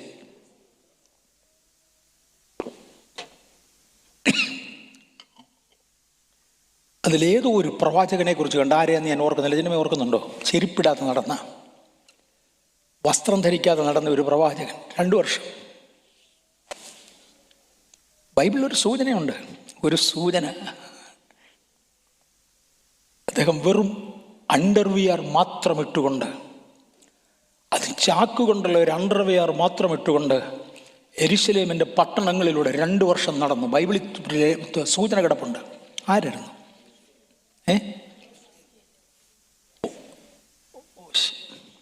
ഞാൻ ഓർക്കുന്നില്ല. വസ്ത്രം ധരിക്കാതെ. നീ പ്രാക്ടിക്കലി അവർക്ക് മാതൃകയാ. നടന്നേ പറ്റൂ. ഞാൻ നിന്നെ ജനത്തിന് മാതൃകയാക്കി നിർത്തുകയാണ്. ഇവന്മാർ ഇത് കണ്ടാലും മാനസാന്തരപ്പെടത്തില്ല. ഇവൻ ഇതുപോലെ ആകുമെന്നായി കാണിക്കുന്ന മാനസാന്തരപ്പെടത്തില്ല. പക്ഷെ നീ നടക്കണം. ഈ ദുസ്ഥിതികളൊക്കെ വന്നപ്പോൾ യെശയ്യാവ് തന്നെ പറഞ്ഞു 49:4 ഞാൻ വെറുതെ അധ്വാനിച്ചു, എൻ്റെ ശക്തിയെ വ്യർത്ഥമായും നിഷ്ഫലമായും ചെലവഴിച്ചിരിക്കുന്നു എന്ന് പറഞ്ഞു. ഒന്നുകൂടെ ഞാൻ കണക്ട് ചെയ്തോട്ടെ. അമ്മയുടെ ഉദരത്തിൽ ഉരുവാകുന്നതിന് മുന്നമേ പ്രീ ഡിസൈൻ ചെയ്തു എങ്ങനെ ഇവൻ പുറത്തു വരണം. സമയമായപ്പോൾ ദൈവം പുറത്തെടുത്തു. യോഗ്യമായൊരു കുടുംബത്തിൽ ജനിച്ചതിനാൽ മാതാപിതാക്കളുടെ നല്ല വളത്തിൽ നന്നായി വളർന്നു. പലരും പല ഭാഷകൾ ഉപയോഗിക്കുമ്പോൾ ഞാൻ പറയാറുണ്ട്, എൻ്റെ അമ്മയും അപ്പനും എന്നെ വളർത്തിയതിൻ്റെ വ്യത്യാസമുണ്ട്, എൻ്റെ വളർത്തിക്കൊണ്ട് വന്നതിൽ വ്യത്യാസമുണ്ട്. എനിക്ക് നീ പറയുന്ന ഭാഷ ഉപയോഗിക്കാൻ പറ്റത്തില്ല, നീ പറഞ്ഞു ഞാൻ കേട്ടോളാം. ഞാൻ പറയാറുണ്ട് പലരോടും. ഒരു ബ്രീഡ് വേറെയാ, നന്നായി വളർത്തിക്കൊണ്ട് വരുവാനുള്ളൊരു സാഹചര്യം യെശയ്യാവിനുണ്ടായിരുന്നു. നേരമായപ്പോൾ തമ്പുരാൻ നാവെ തൊട്ടു. ഞാൻ നിന്നെ ഏൽപ്പിക്കുക എന്ന് പറഞ്ഞൊക്കെ ഏൽപ്പിച്ചു. അദ്ദേഹത്തിൻ്റെ ശക്തിയുടെ പരമാവധി അദ്ദേഹം പ്രവർത്തിച്ചു. ഒരു ഗുണവും ഇല്ലാതെ വന്നപ്പോൾ 1, 2, 3 വാക്യങ്ങൾ നമ്മൾ കണ്ടതാ. തന്നെ അങ്ങോട്ട് ഇറക്കി വിട്ടു, ഏറ്റവും ശക്തമായി പ്രവർത്തിച്ചു. 4-ാം വാക്യത്തിൽ വന്നപ്പോൾ അദ്ദേഹം സ്വയം ഇരുന്നൊരു വാക്ക് പറഞ്ഞു, ഞാൻ വൃഥാ അധ്വാനിച്ചു, എൻ്റെ ശക്തിയെ വ്യർത്ഥമായും നിഷ്ഫലമായും ചെലവഴിച്ചിരിക്കുന്നു എന്ന് പറഞ്ഞു. ഒരു കരച്ചിലും കൂടെ ഉണ്ട്. എങ്കിലും എൻ്റെ ന്യായം യഹോവയുടെ പക്കലും എൻ്റെ പ്രതിഫലം എൻ്റെ ദൈവത്തിൻ്റെ പക്കലും ഇരിക്കുന്നു. അദ്ദേഹം നിരാശപ്പെട്ട് കരയുന്നൊരു സാഹചര്യം ഉണ്ടായി. നമുക്കും പലപ്പോഴും ഉണ്ടാകാറുണ്ട്. എനിക്ക് അത്രയൊന്നും ഉണ്ടായിട്ടില്ല, എങ്കിലും വേണ്ടായിരുന്നു എന്ന് ചിലപ്പോൾ തോന്നിയിട്ടുണ്ട്. ഇവനെ വളർത്തരുതായിരുന്നു, ഇവനെ വളർത്തി തെറ്റിപ്പോയി, ഒരാൾ വളരണമെങ്കിൽ ചുമ്മാ ഒന്നും വളരത്തില്ല. കുഞ്ഞുങ്ങളെ വളർത്തുന്ന മാതാപിതാക്കൾക്ക് എല്ലാം അറിയാം, ആത്മീയത്തിലും അങ്ങനെയൊക്കെ തന്നെയാണ്. വേണ്ടായിരുന്നു എന്നൊക്കെ ചിലപ്പോൾ തോന്നിയിട്ടുണ്ട്. പക്ഷെ എന്നാൽ ഇങ്ങനെ എനിക്ക് നിരാശ വന്നിട്ടില്ല. അദ്ദേഹത്തിന് അതുപോലെ നിരാശയുണ്ടായി. 49:14 മുതൽ 16 വരെയുള്ള വാക്യങ്ങളിൽ വീണ്ടും അദ്ദേഹം ആ നിലവിളി ആവർത്തിക്കുന്നുണ്ട്. സിയോനോ എന്നെ ഉപേക്ഷിച്ചു, കർത്താവ് എന്നെ മറന്നുകളയുന്നുവെന്ന് പറയുന്നു. ഇത് പറയുമ്പോൾ കർത്താവ് ഒരു മറുപടി കർത്താവിങ്കിൽ നിന്നുണ്ടാകുക. ഒരു സ്ത്രീ തൻ്റെ കുഞ്ഞിനെ മറക്കൂ? താൻ പ്രസവിച്ച മകനോട് കരുണ തോന്നാതിരിക്കുമോ? അവർ മറന്നു കളഞ്ഞാലും ഞാൻ നിന്നെ മറക്കയില്ല. ഇതാ, ഞാൻ നിന്നെ എൻ്റെ ഉള്ളം കയ്യിൽ വരച്ചിരിക്കുന്നു. നിന്റെ മതിലുകൾ എപ്പോഴും എൻ്റെ മുമ്പിൽ ഇരിക്കുന്നു. അകത്തോട്ട് കയറുക. സിയോൻ ഇത് കരയുന്നുണ്ട്. യഹോവ ഉപേക്ഷിച്ചെന്ന് തോന്നുന്നു. കാര്യം എനിക്ക് പ്രത്യക്ഷത്തിൽ ഒരു സഹായവും കാണുന്നില്ല. Nothing I see. ചിലപ്പോൾ ഞാൻ സുനിലിനോട് ചോദിക്കും, എന്താടാ ഇങ്ങനെ നടക്കുന്നത്? അവൻ എന്നോട് ചോദിക്കും, ഡാഡി എന്തോ ഈ കാണുന്നത്? ഞങ്ങളൊക്കെ അന്യോന്യം സംസാരിക്കും. ഇവിടുത്തെ എൽഡേഴ്സിൽ പലരോടും പറയാറുണ്ട്, ചിലരോട് പറയാറുണ്ട്, എല്ലാവരോടും പറയാറില്ല. നമ്മൾ പ്രതീക്ഷിച്ച പോലെ ഒന്നും കാര്യങ്ങൾ പോകുന്നില്ല എന്ന്. കർത്താവ് ഒരു മറുപടി പറഞ്ഞു. മോനെ, ഒരു സ്ത്രീ തൻ്റെ കുഞ്ഞിനെ മറക്കുമോടാ? താൻ പ്രസവിച്ച മകനോട് കരുണ തോന്നാതിരിക്കുമോടാ? അവർ മറന്നു കളഞ്ഞാലും ഞാൻ നിന്നെ മറക്കയില്ല. 49:16 വാക്യം, ഇതാ ഞാൻ നിന്റെ ഉള്ളംകൈയിൽ വരച്ചിരിക്കുന്നു. നിന്റെ മതിലുകൾ എപ്പോഴും എൻ്റെ മുമ്പിൽ ഇരിക്കുന്നു. നീ ഇങ്ങനെ നടക്കുമ്പോഴും ഞാൻ സൂക്ഷിച്ച് നോക്കുന്നുണ്ട് നിന്റെ വട്ടത്തിൽ മതിലുണ്ടെന്ന്. ഒരു ശത്രു തോന്നിയവാസം കയറി നിന്നെ അറ്റാക്ക് ചെയ്തിച്ചു പോകാതെ നിന്റെ മതിലുകൾ ഉണ്ടോ എന്ന് ഞാൻ നോക്കിക്കൊണ്ടിരിക്കുക. നിന്നെ എൻ്റെ ഉള്ളംകരങ്ങളിൽ വരച്ചിരിക്കുക. ഞാൻ പലപ്പോഴും കയ്യിൽ അഴുക്കുമൊക്കെ പറ്റുമ്പോൾ നല്ല ഡിറ്റർജൻസ് ഉപയോഗിച്ച്, ചിലപ്പോൾ സോപ്പോ ചിലപ്പോൾ അതിനേക്കാളും കൂടിയതോ ഒക്കെ ഉപയോഗിച്ച് കൈ ശരിക്കങ്ങ് കഴുകും. എന്നിട്ട് അഴുക്ക് പോയോ എന്ന് നോക്കും. പക്ഷെ വര പോയോ എന്ന് ഇതുവരെ നോക്കിയിട്ടില്ല. കഴുകിയാൽ പോകുന്നതല്ല വര, കുടഞ്ഞാൽ പോകുന്നതല്ല വര. കഴിഞ്ഞൊരു ദിവസം നമ്മളെല്ലാം ഇടയ്ക്കിടയ്ക്കൊക്കെ പറയാറുള്ളത്, തുമ്മിയാൽ പോകുന്ന മൂക്കങ്ങ് പോട്ടെന്ന്.